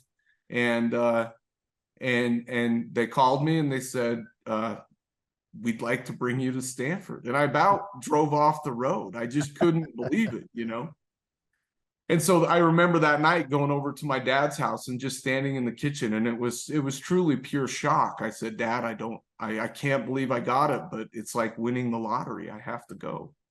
And so we changed the whole plan. I had made a commitment to have a career with him, and we changed it so that I could go to Stanford. It cost me some relationship with my dad, because he was going out on his own farming, and I'm his only son, and he was depending on me to do a job, and then he had to come back and find other support. I did some farm things from abroad, but as of that spring, my wife and I at the time, we moved down to California and got a little place in Palo Alto, a mother-in-law unit that cost like 3 times what we would ever spend in Idaho to live in 400 square feet. And I put up a little desk, and I went for it. The Stanford years were more challenging than I anticipated. The writers in the room were fantastic and intimidating. And I felt very much like a fish out of water. And I just doubled down on my work ethic and my desires and tried to make good pages. However, during the Stanford years, these were also the Mitt Romney years. And I think I very well ended up at Stanford because they are always looking at the trend lines in literature as well. And it was the Mormon moment, right? This was like 2010. This was a turning point where our culture got put under the microscope in a new way, and we were being featured in Time magazine. But particularly where it was hard for me being in the Bay Area was Prop 8 was happening right at the time. And these writer rooms, which is why I loved being there, was this diverse aggregation of people from across the board of America living diverse experience. And I just wanted to be one of those experiences in the room. But as you well know, you get into these academic rooms, and they too trend away. I was, coming from Idaho, and in a kind of delicate position with my faith at the time, starting to kind of, speaking of inside out, some of my inside feeling was coming out for the first time, and that was challenging to my family and my culture. But when I got to the room, it seemed like I wasn't challenging enough for people, that, you know, if you're not with us, you're against us, and these things have to be clear cut and straightforward. And I've always been kind of a, let's all get along and be together as a messy big tribe. I wasn't interested in two groups. But so Stanford became very hard for me, because just any time I submitted work or talked, it felt like my experience was less than valid. And I actually think, you know, this is in part too, some stuff I studied at the PhD. You know, what I really hated and what I learned at the Stegner program was that Mormonism often gets represented, at least at that point, in two ways to me. It gets satirized deeply, right? Even Mark Twain satirized the Mormons in Missouri. And at that time, the Book of Mormon musical was coming out. So hard to compete with, like, you know, all of the fart jokes that the South Park guys were writing about the missionaries or whatever they were doing. But also very hard to see the rest of America accept that and reward that and laud that as the best art that we could come up with about our culture. So you have the satire of Mormonism, or you have the escape of Mormonism. That seems to be the other narrative under the banner of heaven, the early polygamist kind of narratives. These were the two ways that in America we talk about Mormonism. We make fun of them relentlessly and we dismiss them, or we read the story of those people who have escaped it. And that just felt like so narrow to me. It was just not even fair, especially with all the work that we do in America, trying to, especially right now in the English departments, get everybody's story available, get every voice heard, right? It just felt like, except these guys, we don't want to hear from them anymore. And I particularly had one professor who was vehemently opposed to what I was up to. And then I had my mentor who was propping me up and backing me up, which I appreciated too. So, but as far as the mental head game that did for me, here I get the biggest break of my life, and I get there and I feel undervalued, and I feel like there's no place for me, and I feel like there's no future for me. And I feel like that the books that I'm making, you know, don't have any value, or aren't clever, or aren't critical. At one point, the professor, who definitely was not my biggest fan, told me that I should go back to school. They were just like, you just need more education. You haven't read enough books to be a writer. And I was like, well, you know, you didn't have to accept me, but here I am. So it was tough. And then that started affecting my relationship, which ended in divorce in California, you know, because my wife stayed faithful, and I was pushing boundaries that the faithful people tend to avoid. It got a little dark and it got a little weird, and I ended up, after Stanford, coming back to the farm, maybe even regretting ever doing it, and thinking I shouldn't have ever left. I was only ever supposed to be here to begin with. But I just say something real quick, jump in there. Yeah. When I was at Stanford, I had a law school classmate who had spent she'd spent some time at BYU Law School and then transferred to Stanford Law School. And, you know, the stereotype about BYU is that they're very closed-minded about the world, you know, like they're very strongly opinionated about their beliefs, and very closed-minded. You talk about Prop 8. And she came to Stanford, and she told me, people are just as closed-minded here, just in different ways. Like, we're all closed-minded. And so to your point, like, you're trying to look at some of the gray and try to approach it from a different perspective. And no matter where you go, you can find really closed-minded people who are certain they're right and everyone else is wrong. Yeah, profound melodramatic disorder, right? It's just like we're all in our own experience, and that's the right and only experience. Yeah. We see it play out still on social media. I mean, we're watching this terrible event happen in Israel, and what I'm seeing too is the terrible fracture that happens between taking sides instead of citing this as a huge human tragedy, right? On both sides. It's awful, awful. So, I would say one of the shining moments of my Stanford experience was reaching out to you and going and playing golf at the Stanford golf course. Yeah, where Tiger Woods used to play. Yeah, no, because this was, so if you remember, at the golf course, you can see the stables, right? The Stanford stables. And I was writing these farm stories, and there was one person in the workshop that tried to be my friend, and they were like, hey, let's go down to the Stanford stable and ride some horses. And I was like, I ride cow horses. Like, I don't ride English riding boots and little saddles and jump over the pylons. So even with the livestock, I was like, but I don't even connect to that here. Wow.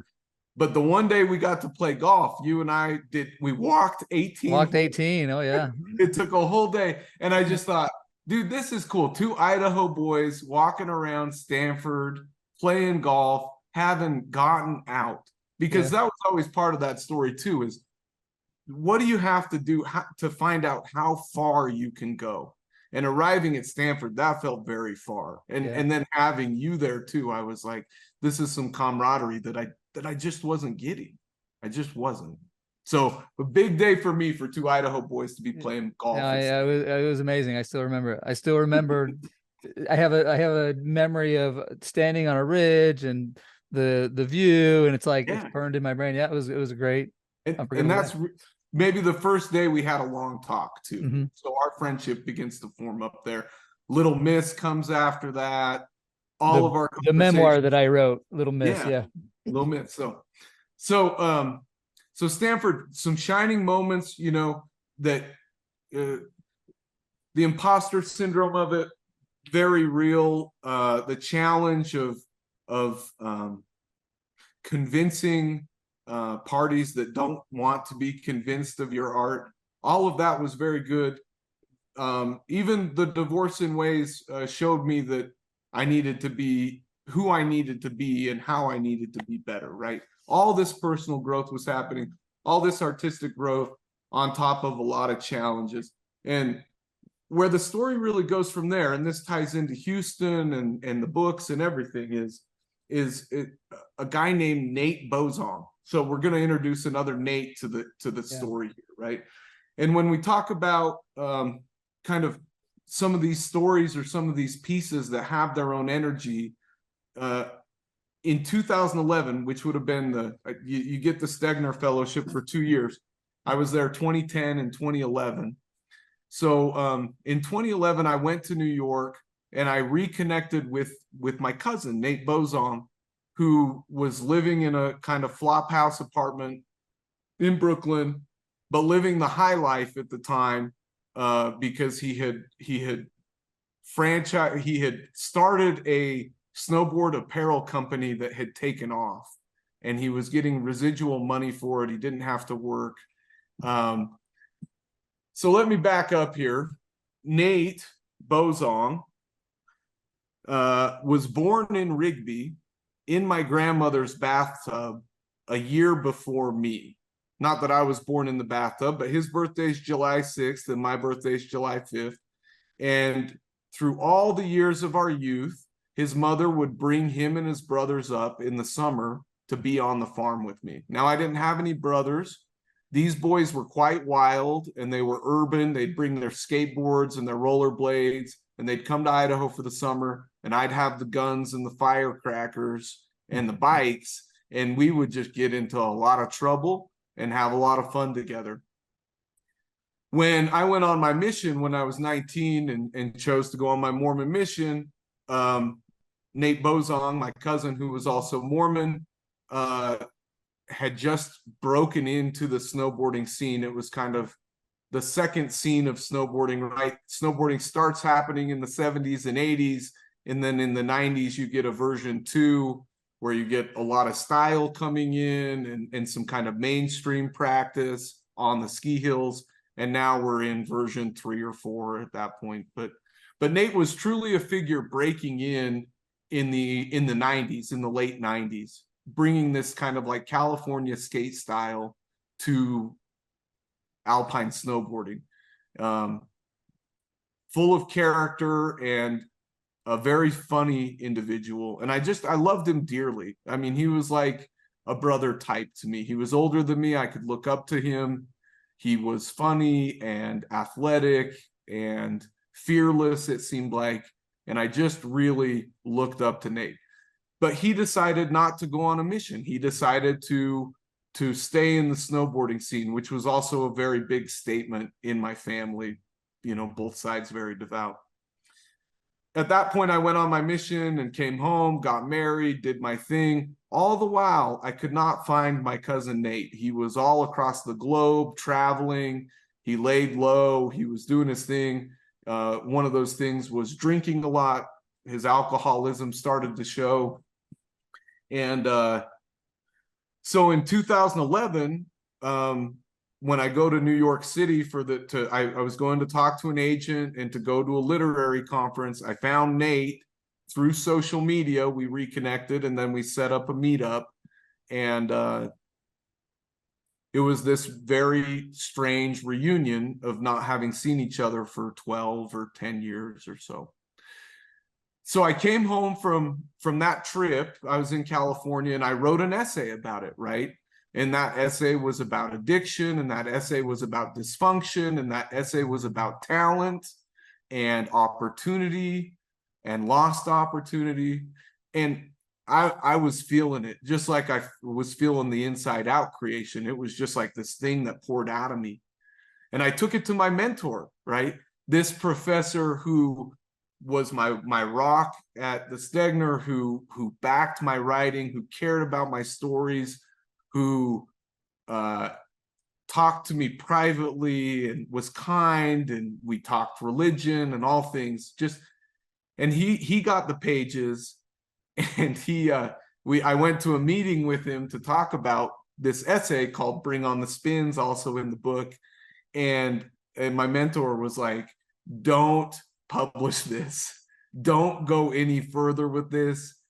No one wants to read about this character that's just wasting his life." And man, that was another moment, right? I was already in these challenging times and I thought I was on to something. And you know, I think in the Bring on the Spins essay too, with every kind of new piece that I wrote, I was learning that I was showing more and more of myself, even if it was fictionalized or nonfiction. I'm becoming myself through writing these pages. And so I think my mentor, of course, was disappointed too that I was making choices that were less than. Because in that Bring on the Spins article, so it was basically just describing your weekend in New York with Nate and then providing history on Nate. And I can't remember if I commented on that article, but I read it a number of times, and man, was it impactful. Right. And I mean, and maybe I hope it was humanizing, right? Because it shows some of my fallibilities and my failures. And in part, I think, again, coming up Mormon, a very perfectionist society, I was just trying to be honest, right? And breaking down some of the barriers that I had put up around myself, around the world. Now, I think rigorous honesty can be really dangerous. And I showed a lot of myself in that essay. But then to hear that I should stop, I felt like I was taking the advice of all my mentors to strive for truthfulness and find the real human experience and to be honest about it. And I did all that, and then I have my mentor saying, "But dude, stop now. Don't go any further with this."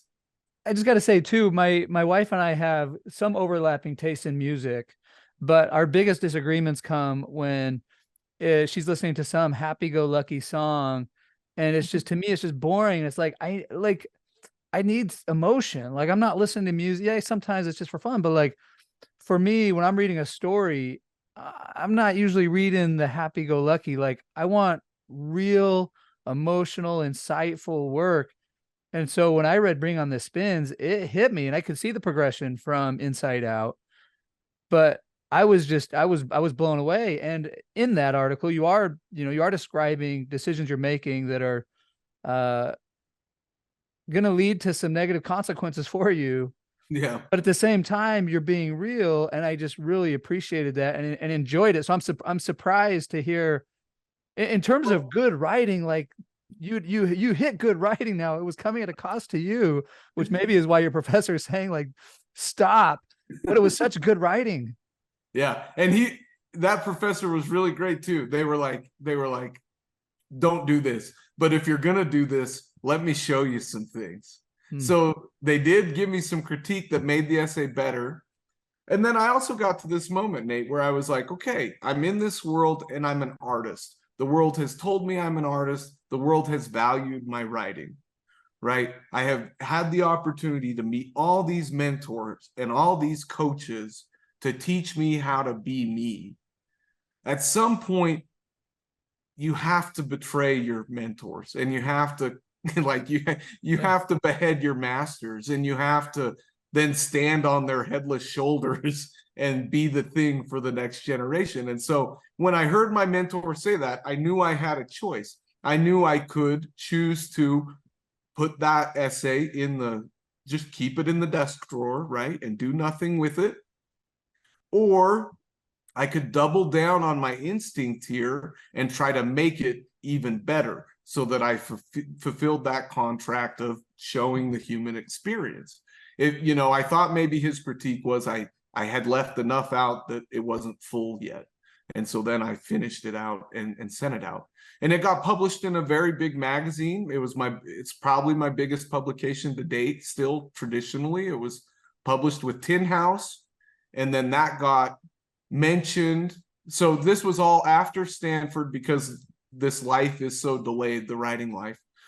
So I had moved back to Idaho after the good hard years of Stanford, and was working on the farm again. And then on the weekends, I would edit for Diagram, edit for Terrain, and then I would work on my own stories.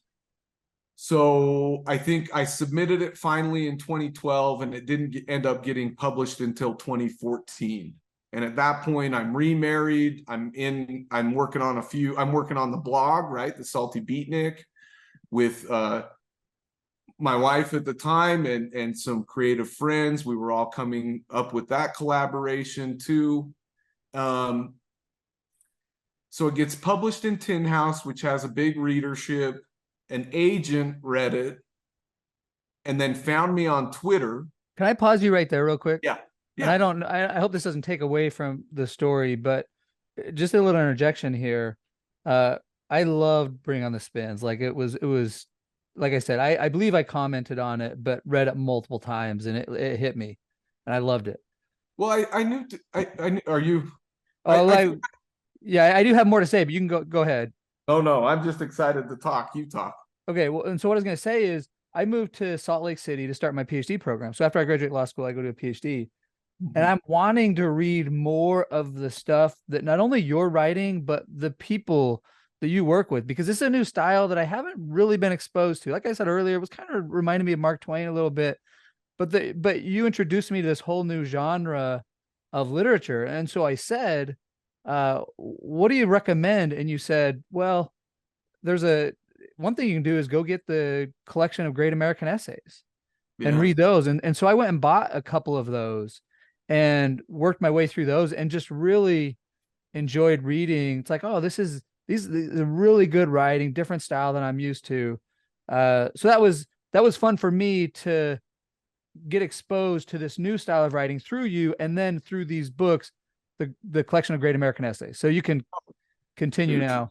That's awesome. I mean, I think as an artist, what I want to be doing more than anything is inviting for more, right? I just want to be a good kind of gateway drug, honestly. Yeah. I want to be an invitation to keep going. But I think too, one thing that my mentor wasn't picking up on was a generational voice. And I'm hoping that comes through, that I'm writing for our generation and younger as much as I am writing for that older generation, but I'm actually not writing for them at all, right? They have their writers and their narratives that they care about. I was trying to get to something that maybe people our age would care about with that essay. And I'm glad to hear that you read it and that you thought about it. I mean, that's the end goal for all writers. Yeah. If you'll spend time with it, even to return to it is a huge ask. I want to talk about this stuff at the end, my 3 points here, but remember this conversation when we get to the end, because this really is kind of the my artistic philosophy, if you would, when I try to write. So yeah, I think all those things happen with the Nate essay, and in that moment I think, well, I'm gonna, as they say, I'm gonna dance who I came to the dance with. And part of how I got to Stanford was telling stories that I really cared about that maybe other people wouldn't, and being okay with that, right? Just trying to tell my own stories. And it worked, right? I landed in this big magazine, Tin House. I got a whole bunch of new readers and attention. I got this new fresh agent from New York who read the essay and then found me on Twitter. And then all of a sudden I'm in conversations with the big New York agencies again and the publishing houses. And it was at the end of 2014 that came out. And so I thought, well, now's the time. If I could shotgun out some PhD applications and I could get some funding, I could spend 4 or 5 years just writing a whole book about Nate, right? A whole book about Nate. The other thing that happened, and this was again on the Salty Beatnik side of things, was that as the Tin House issue came out with Bring on the Spins, I wanted to give Nate a copy, and he was back in the Salt Lake Valley at the time, but all of a sudden he stopped answering me completely. He just totally went AWOL again. And I thought, well, that's inopportune. I sure wish that he was around. I would love to celebrate this with him. And at the time, he had, so 2014, 2013. In 2013, Nate, let me back up even further. At Stanford, at the very end of Stanford, as I'm going through the divorce and things haven't panned out for me, of all people that come back into my life, it's Nate Bozon, and he's in Columbia. He left New York and he went to Columbia. He's famous, right? I mean, Nate Bozon is famous at this point. Oh yeah. He's a well-known character. He's got social media handles that are very big, lots of followers. He's kind of a pirate in a way, skirting the industry, but being this character that is central to the industry as well. He moves to Columbia. He tells me in New York, he's going to move to Columbia so that he can start a bed and breakfast that only serves screwdrivers and everyone just drinks all day and skateboards. So he moves to Columbia and he gets in a lot of trouble down there by himself, to the point that he gets jumped, his passport and his wallet gets stolen, and he's essentially just holed up in a hostel trying to find anybody that can help him. And of course, he calls me through Facebook or some way. He reaches out and finds me. And I remember walking around the Stanford campus. I was supposed to go to a reading that night, but I had Nate on the phone because we had brokered this deal to get him home with the company that he was a partner in. And I had to stay on the phone with him. I speak Spanish and translate to all of the authority in the airport that he wasn't a criminal. I mean, Nate has face tattoos and he takes a very particular stance in the world that gets him a lot of attention and sometimes a lot of negative attention. But I remember missing a reading at Stanford to stand out in the trees for 2 hours and get Nate from the hostel to his airplane gate with the promise that as soon as he hit the US, he would clean up. And as soon as he hit the US, he absconded again and just kept it on the run. Then the essay comes out. Well, the company had to cut him loose. And so they issued him a 7-figure payout to get him out of the company once they got him back from Columbia. And he bought a house in the avenues in Salt Lake. He bought a Jeep. He bought a collection of antique guns. He bought a motorhome. He just blew $1 million+ in a year. And by the time the essay came out, he was losing his house, losing his guns, losing his old snowboards. And I was heartbroken for him. This is the most talented guy, my idol, and a guy that I've really just idolized. There's no other word to say it. And I'm just seeing him fall apart and refusing to acknowledge that he is. So when Tin House comes out, I'm trying to find him and I can't. And then I get a hold of his mom, and apparently he's checked himself into rehab in Salt Lake. So this is really exciting to me. When he gets out of rehab, I go down and find him. And I talk to the agent on my drive back from that trip. And I say, I've got a nonfiction book here, just like Bring on the Spins. It's going to be about addiction and Mormonism and the Intermountain West, growing up as kind of Gen X millennials and skateboarding in gravel roads. And it's just going to be a very particular book. And the agent was like, fantastic, but can you make it a novel? Can you make it a novel? Can you make it fiction? And that just was like a hard, I hadn't had luck with the long form fiction books, right? I had found a form and a length that really worked for me.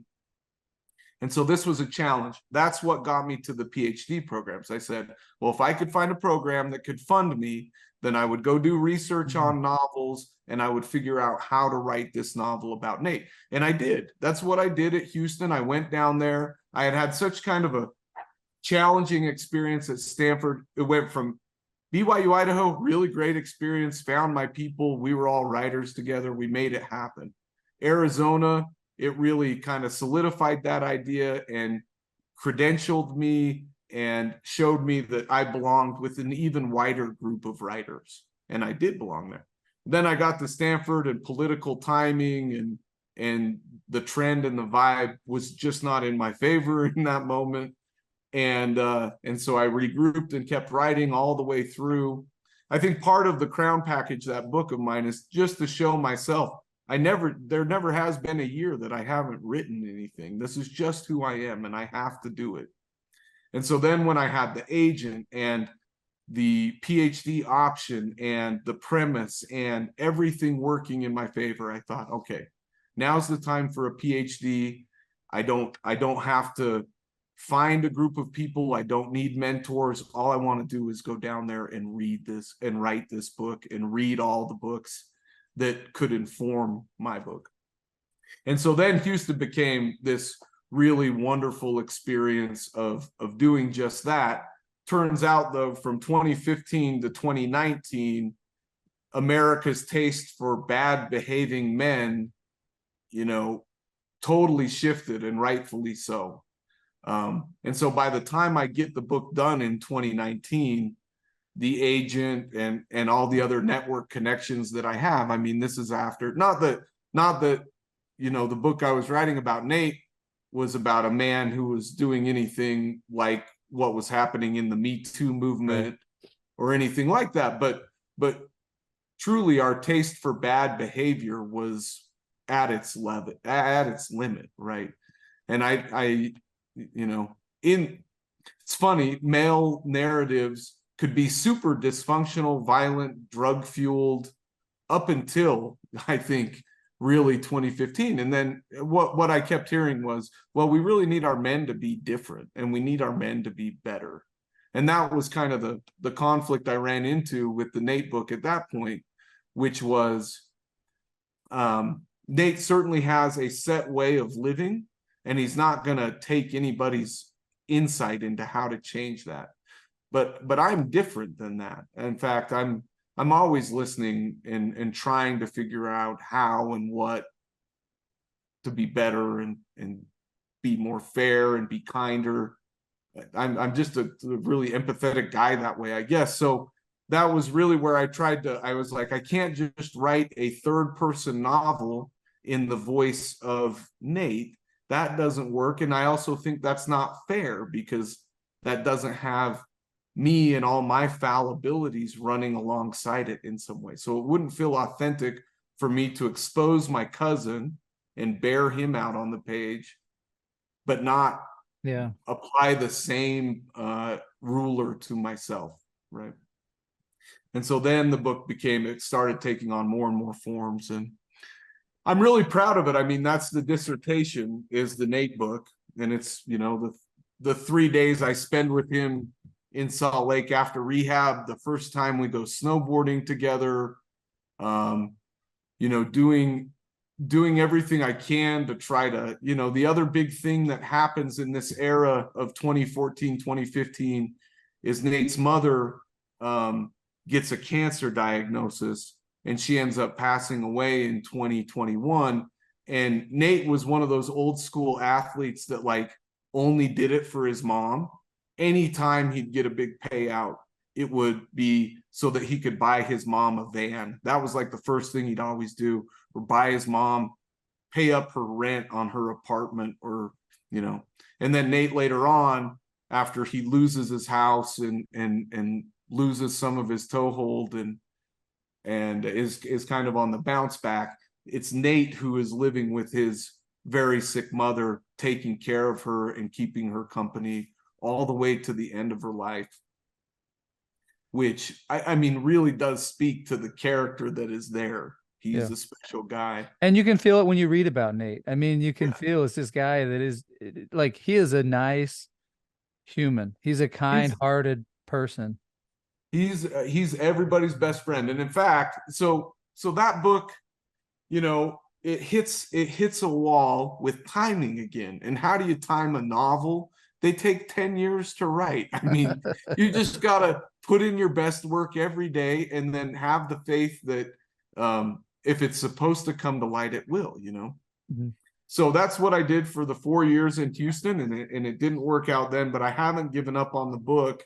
And part of coming to Idaho and starting Foster Lit was this kind of domino setup so that I could get back to publishing the Nate book, which will be published next year if everything's going good on the writing in Foster Lit. So that book is not done yet, but it has grown and grown and grown. And part of the story that I have to write now is in 2022, Nate again comes back into my life after his mom passes away.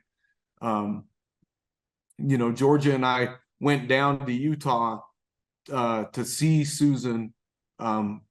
We knew she was getting close to the end, and we went and saw her. And you know, she asked me. Nate was upstairs. He wouldn't come down and talk to us at the time. She said, "Would you help Nate figure it out? Would you show Nate how to work? Would you teach Nate like how to be?" Because being a professional athlete gave Nate a very interesting lifestyle, but it's a hard one to maintain, especially after you lose your youth, you know? So I said, of course I will. Of course I'll do anything for Nate.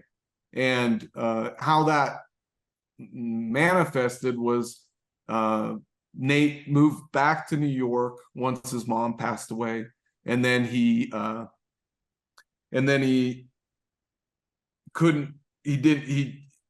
life did not work the same way in New York as it had 10 years prior. And I messaged him. I just said, just come to Idaho, man. We'll figure it out. If you can get out here, I can give you gas money. Just get out here and we'll figure it out. And so Nate came and lived with me for 4 or 5 months. And how we figured that out was Nate lived in the backyard in the kid cabin, like the little kid outfit, through a winter. And we all lived together. I mean, he was there when my son was born. He got to know Georgia and her kids. He was everyone's favorite. And then also, you know, full of his own challenges too. So I want, now that I have that true event to write about, that will be the forward to the novel, explaining why I wrote the novel, but also explaining how much I care about this person and how it's never easy. It's often funny, but it's never easy, and it's a life worth trying for to continue to help the people we love and be there for each other. So can I say too, Yeah. this is cool to get updated on Nate, because I feel connected to Nate. I know about Nate. I've read the essays. I read the trip to New York. I read the update when you met with him in Salt Lake. Yeah. I look forward to reading this new update slash fiction version of it with the novel, but with your foreword that's factual. What was cool for me too was after you had told me to read the Best American Essays, Bring on the Spins ends up in the Best American Essays like the very next year. Yeah. I mean, again, some of these things you can't control. It's a live highlight reel, you know. I mean, I don't know why that. I do know why people gravitated to that, but I didn't think, and it didn't make it into the book. It was an honorable mention, right? It didn't get the full reprint. But again, to a farm kid from Idaho to be in the back of the book that you love, it was a life changer. And that definitely helped that landed right as I was putting in my PhD application. So it was certainly a nice feather in the cap to lead with. And now, you know, I submit work every year, but now that I've kind of started Foster Lit with Georgia, I'm not submitting at the levels that I was. So I'm losing my train of thought here. Maybe describe. So you graduate with your PhD from Houston. Yeah. You move back to Idaho. You start Foster Lit, but you also have another job as well.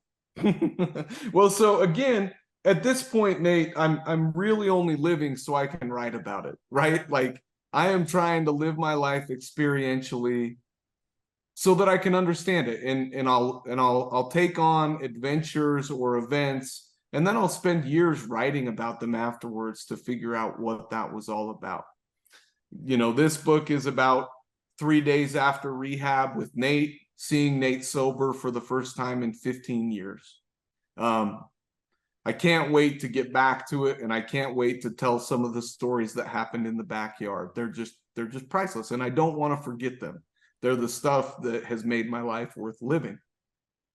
Now, when I was in Houston, I went through another divorce, and in doing that, I met Georgia Pearle, who was a poet in the PhD program. And Georgia had a couple of kids. She was writing this visceral and powerful poetry that just hit me over the head. I was really, really impressed with her. We got to know each other editing Gulf Coast together. That's where we first met, and then a relationship formed up through that. When we got to the end of our PhDs, it was like, well, what do we do now? Do we both apply for 30, 50, 80 jobs and see how close we can get to each other? Do we, you know, end up on opposite sides of the countries, teaching in community colleges or junior colleges? The academic market's hard. When I had left the farm to go do the PhD, I mean, I had more than I'd ever had as a writer. I had an agent, I had high credentials, I had this big network. I thought, I'll never come back to the farm again. Never. I'll never come back this time. And so I burned all my bridges and I left. Like I was like, I'm not coming back this time. And then of course 2019 hits and we don't have any options. And I'm like, I don't know what to do here. My dad and I weren't on the best of terms, but we were still, you know, always have a relationship, and I love my dad dearly. It's a push and a pull relationship. But I called him up and I said, the other big thing was my parents had always said they were going to go on a mission, right? And a service mission, a 6-month mission for the church. Anyways, they put in their application to go on the mission, and they get picked to be mission presidents for 3 years. Wow. And they get sent to the middle of the Pacific Ocean, to the Marshall Islands. So this happens like a month before Georgia and I are graduating. And man, it kept me up at nights because again, I'm the only son. I've worked a lot on the farm operation with my dad. I know how much work is here. And I just thought, you know, Dad thought he was going to be 2 states away. Now he's 8,000 miles away. As being the son that I am, I can't abide that. So I called him up one night. I talked to Georgia about it, and she was like, "It sounds like you need to talk to your dad." So I called my dad up one night and I said, Dad, if there's anything, I said, I'll come work on the farm, Dad, but I want to stay with Georgia and I want to make a life with Georgia. This is a good thing. I can come work on the farm, but is there any work that Georgia can do up in the Idaho area? If there was, then we would move up there. But if there's not, I don't see how we could move up there. And he was like, huh, nothing comes to mind. I don't know. I'll let you know. And we cut the call off, and it was just like he had heard something that he never imagined would happen again. And I was saying something that I had never imagined would be saying again. And what happened in that week, no kidding, was he owned this little property that was an old restaurant that he and my mom had gone in and made a little cheese factory out of. My mom's family are all cheesemakers. And attached to that property is a wedding venue with an apartment underneath it. It's called The Loft, and it's a property that's been here in Idaho for 30 years. And the couple that established that property divorced, and that's how we ended up with the one half of the property. But in that week, after I had called my dad and threw a line in the water with him, the single woman, the divorcee who ran the wedding venue, decided that it was time for her to get out of the wedding business and she wanted to sell the property. And so she approached my dad, who had always told her, if you ever do decide, I would like to buy you out at whatever level, I just want the whole property back attached again. So one of those cosmic things, she calls my dad and she says, hey, I think I'm ready to sell. And my dad says, you're kidding me. And he calls me up and he says, so here's an opportunity, but are you willing to be wedding planners? And Georgia and I, we sat with that for a week. Georgia, she's worked every job under the sun, starting at the Waffle House and working on up. She's from Alabama. So she has no aversion to work or public, that kind of public facing work. And so we said, we'll do it, but we'll do it because there's a story to be told here, and we'll only do the work if we can write a book about it. And that's exactly how we approached the work up here at the Loft. Was we came up here. It's a job where we kind of have to operate incognito in a way and put away our writerly selves and just serve people. But in doing so, now we've done this for 5 years, and I bet we've done 300 weddings, maybe. Wow. 350 weddings. And all of that coming together has got us a book manuscript called Other People's Parties, in which we tell the story of being in love in the basement of the wedding venue, but really serving love for all of these people that we do business with and delivering on their biggest days. So again, our choices became, what can give us the best material to keep us writing? Maybe academia isn't going to give us the opportunities that a wedding venue could, as far as what kind of book we could make. So that's really the formation of Foster Lit. And the first essay in the Crown package is a duet style essay with me and Georgia writing about the Loft. And the book will be a chapter by chapter duet where we kind of go back and forth, telling our story and telling the story of the Loft. Now, to get to that kind of big concept book, we decided we need to lead out with some of our own books and get some books underneath us to lead us up to that one. So that is when we get up here, we form up Foster Literary, which she and I both have a ton of editorial experience. And we said, we'll just start with our first 2 books. We'll get them out into the world. Then I can do the Nate book.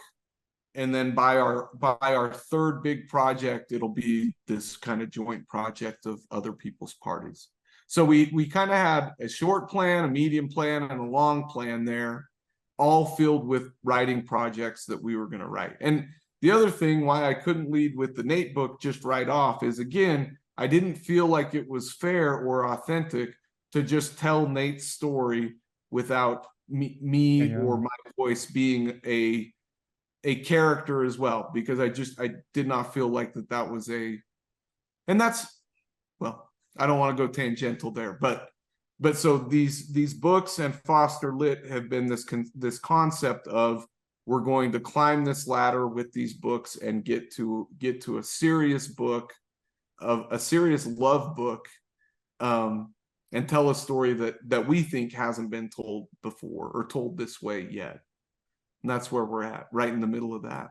Well, this is new info that I hadn't had. So very cool to hear the story, the plans. One of the stories you did tell me was how the clean package came to be. And I thought that was an interesting story. If you want to share. Well, yeah. So the Crown package is 15 years of first-person writing, published and unpublished, right? But it's kind of a developmental book that shows, it goes in reverse chronology, it shows where I am now to where I started, right? And I released it on my birthday, July 5th, and then I did a reading on Pioneer Day, July 24th, at the Loft, and I put it out to the public. And a lot of my endeavors, of course, are just these kind of creative performance. Like, I never know who's going to come out or if anyone will, and plenty of times no one does, and that's fine. But it's this constant attempt at performance, right? So I do an hour-long reading at the Loft on Pioneer Day for the Crown package, and the people that are in the audience are Georgia, my parents, one sister and her husband, another sister and her husband, and one U of H writer that was still in the Houston program that I'd never met, that was vacationing in Idaho, that saw it on Facebook and stopped in. So that was my whole audience, not that you can see that in the recording. Knowing that, I picked some pieces, knowing my mom and dad and knowing that this would be on YouTube, I picked some pieces that I wanted to just edit off the cuff and remove the vulgarities and the profanities, and maybe skip around some of the harder things that I knew would be upsetting to them to watch me read. And I did that. And we got done with the reading, and my dad came up to me and was like, dude, that's what you've been writing this whole time? That stuff was awesome. I can't believe that. I want to buy 50 books. I want to give them to all my friends. And I was like, awesome. This is the break. This is what I've been waiting for, this kind of this kind of reaction. Anyways, I was so stoked. And then the next day, of course, I work for my family. So I came to work the next day, or maybe it was a weekend. I came in on a Monday. And I said, Dad, how are you feeling about the books now? And he said, well, I don't want to buy any of them because your sisters told me you were lying about everything. Which again is kind of the whole concept of what I'm up to with this first person stuff. I want to blend it all, So, but my sisters interpreted that as me lying. Anyway, so I'm all belly aching to Georgia that night, and I'm sad, and she says, dude, you should just make a clean flicks version of your book. And it's like, oh, that's interesting. I slept on it, and I woke up and I was like, Georgia, you're never going to believe it. I think what I should do is make a clean flicks version of my book. Anyway, she'll take the claim to that to the very end, and it's good on her that she did. But that became a 6-month endeavor of where I went back to the book that I had just spent 15 years writing, and I edited it again just for my father. That was the interesting part of it, was having a solitary audience member in my mind as I wrote it. And that became the editing tool that I used. How would this hit my dad, right? And then it became also this interesting approach too. When I come to something that I know will affect my people, right? My culture in a negative or a positive way, to the point that I feel like I need to adjust it, then how am I going to adjust it? Am I going to just omit it? Am I going to change the F word to frick and fetch? Is it just a replacement? Do I conceptually come in and change the whole story? Is that a fair thing to do? So just as an artist, it was a really interesting challenge, and every piece I kind of took different approaches to. And with great pleasure, I got that book done in the first of 2023 and gave it to my dad, and he read it start to finish, start to finish. And it was one of the finer moments of my writing life. So anything else you want to share before we get into just a few of your lessons? No, let's just talk about, I think these writing philosophies that I try to bring to my books, right? And I think the first one I learned from a great professor at Arizona, melodramatic to the hilt, this professor of mine, but this professor would say, the reader is 30 minutes closer to death after having read your work. What are you going to do with that knowledge? So okay, I'll give you the three and then let's talk about them. So that's my first one is, your reader is 30 minutes closer to death. What are you going to do for them? My second writing philosophy is whatever you do. Okay, so knowing that you have a contract with your reader to tickle them, to educate them, to impress them, to say something memorable in their minds. Don't waste that 30 minutes, of course not. But know that point number two, whatever you do, you will make someone feel something, right? And that can be good and bad, but that is the point to your writing, is you need to make them feel something. Know that you might make them feel bad, but that's still the point. You're making them feel something, right? I'll give you a kind of a concrete example of this. I wrote an essay in which I visited one of my sisters in Utah, and I wrote a line that described her basement as being very cold. Like it was just like a little one-off kind of snarky, quippy, cold basement joke, right? Well, I can't stay at her house anymore.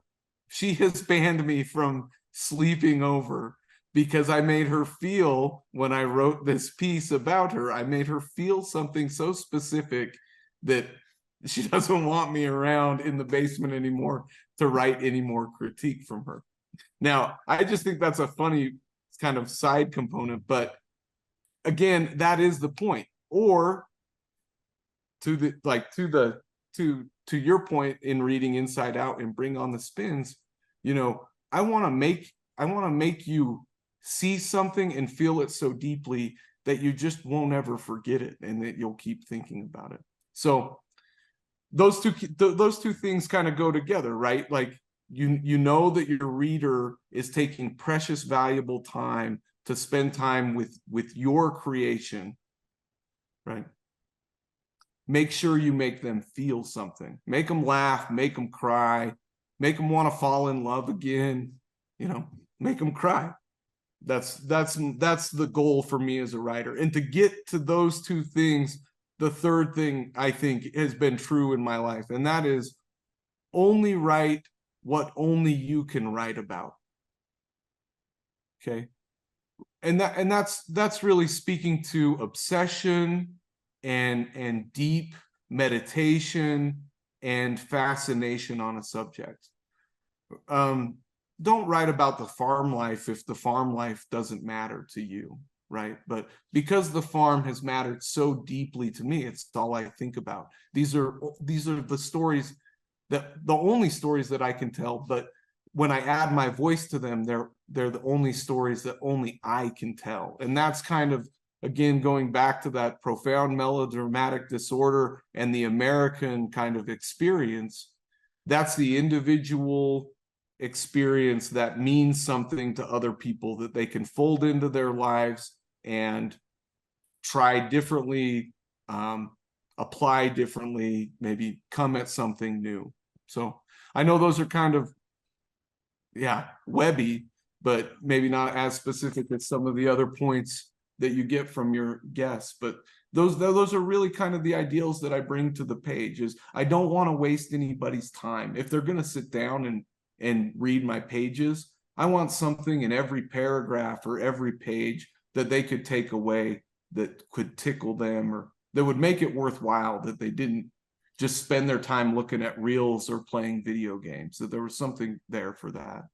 And then being okay with making people feel things. This is the artistic format in which, right, a book is like an empathy machine. You get insight into someone else's brain, and you see their choices, and you see their values too. So it's okay. The goal is to make them feel and to get a reaction, good or bad. Yeah. And then you got to be yourself. You got to only be what you can be. So it's no surprise then why your writing moves me, given I see kind of your philosophy on writing, going back to some of the debates I have with my wife. My wife is a very kind of just very happy. I don't know if she's happy-go-lucky. She's not looking to be angered or feel emotion necessarily in all her music, right? I mean, it's like just I like happy music. And Yeah. for me, like I want to be moved. Not that she doesn't want to be moved, but that is just such a frequent comment from me. Is like, there's no emotion in this song. I need to feel something. She's like, yeah, but that's just anger. What do you? Well, I don't. I just need something. That's the human experience. I mean, we have lots of variance in our genres, right? Different genres do different things. You pick a romance book off the shelf, someone's always going to fall in love, and that's what you're reading for. But I mean, happy is an emotion too. Music, movies, these are little respites to the rest of our life and the drudgeries of our day, right? They should be, whatever we're picking for our enjoyment, it should be tickling us in the ways that we need tickled. Again, that's why we should all be making art, because it matches up with other people's needs. And I think being courageous and taking risks, like I said earlier, in kind of the gateway drug format, is only going to invite more creation and get us more art and get us more of the human experience. So I love this idea of we should all make art. And I was toying with this podcast in my mind for a year or two. Yeah. And I just couldn't get myself to do it. And I was finally one day I was eating breakfast with my friend Cale Buchanan, and he said, "Look, not everybody's going to listen to it. Somebody will listen to it, and it will impact them in a way that they're not going to get impacted in any other way." Yeah. And that idea got me over the hump. I was like, yeah, I should do it, because of course not everybody's going to listen to it, and every episode's not going to be for everybody, but I can tell a story. I can do things that unless I do them, nobody else will do them, and nobody else will be able to reach some of the people in the way that I can. And so I love this idea. And I will say too, every once in a while I'll get, well, not even every once in a while, it seems like weekly now, I'm getting emails or messages from somebody saying, hey, I've got somebody that would be great on your podcast. Different agents, publishers, even people just saying, hey, I want to be on the podcast. Yeah. So often the answer is just,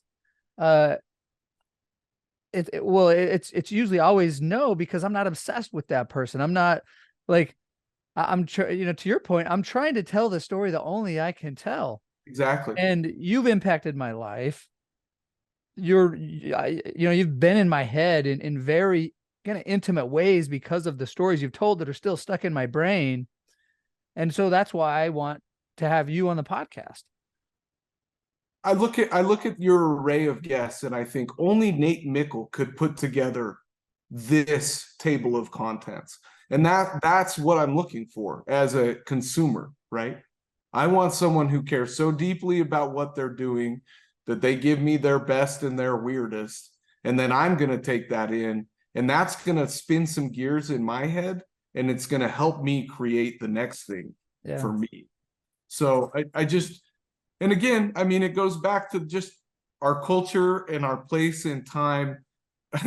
We're profoundly melodramatic, right? We all have these big stories, and I'm not saying melodramatic in kind of the pejorative way. I mean, I'm saying like we all live as if our life is the most important thing on earth, because it is to us. And therefore, the stories that we live are our most important stories. And if we can share those with other people, it's not melodrama like a cartoon. It's like melodrama in like we feel bigger than we are. Our lives have impact, right? And that's the goal, I think, of your podcast, of the many writings I see in the world right now, and all of these voices. It's just an invitation for the reader or the audience, or the consumer of that art, to then go make something of their own version in their own realm. And that's the invitation that I thrive on. It's what got me here, and that's why I keep making art. It's for me, it's for Georgia, and then it's an invitation for somebody else, I think. I was listening to a podcast a few months ago with a Nobel Prize winning psychologist, behavioral economist, and the interviewer asked something to the effect of like, what is a lesson you've learned that surprised you, that's impacted you? And he said, the thing you're thinking about right now is not nearly as important as you think it is.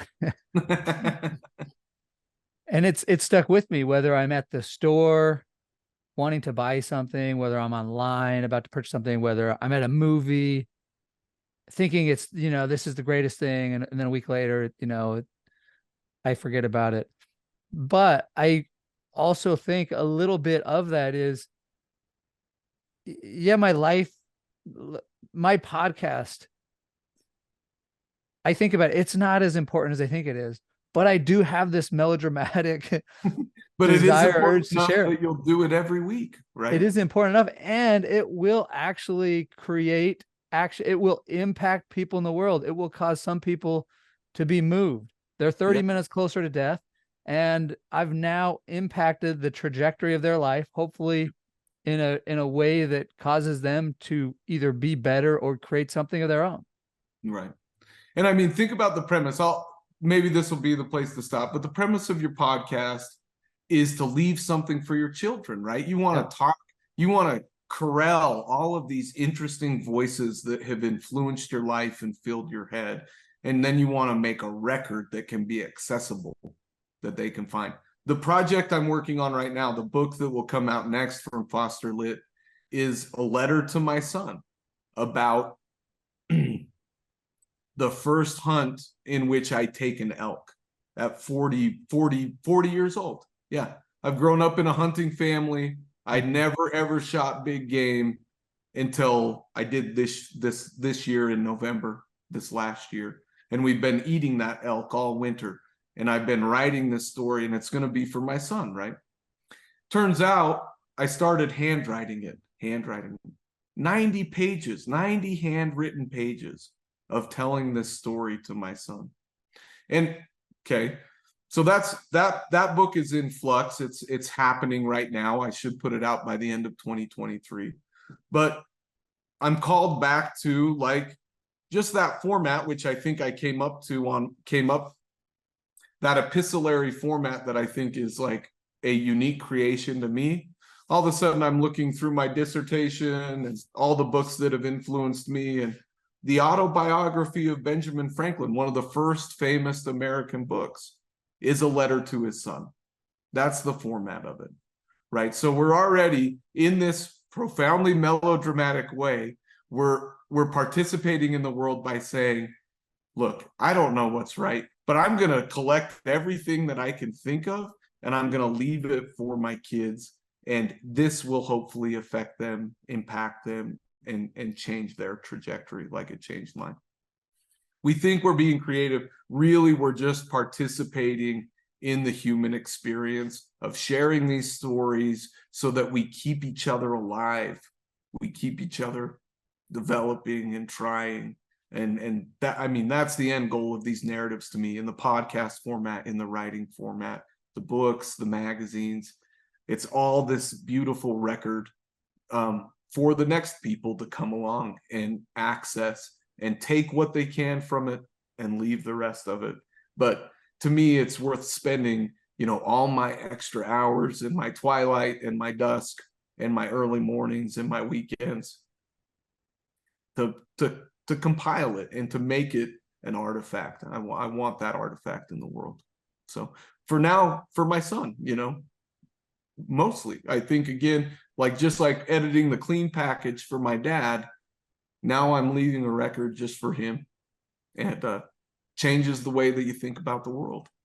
So, Well, as always, it's so interesting to talk with you. When I think about you, I think it's, you're observant, but non-judgmental. You're irreverent, but still respectful. And I like that. I like that. So anyway, thanks so much for sharing your time with me. This has been awesome. This is a record. This will be the longest episode that I've posted yet. Yes. And, Nice. I'm proud that it was you that went this long, and not everybody is going to listen to it, but some people will, and it will impact their lives in ways, whether small or large, that will forever alter the course of their life as we all get 30 minutes or 3 hours closer to death. Yeah. Well, it's truly a pleasure, Nate. And our friendship has been a deep one and a new one, and I hope it only continues. So thank you. And I, for one, am a big fan of your podcast. So just keep them coming. Keep them coming. Hey, thanks. We'll stop right there.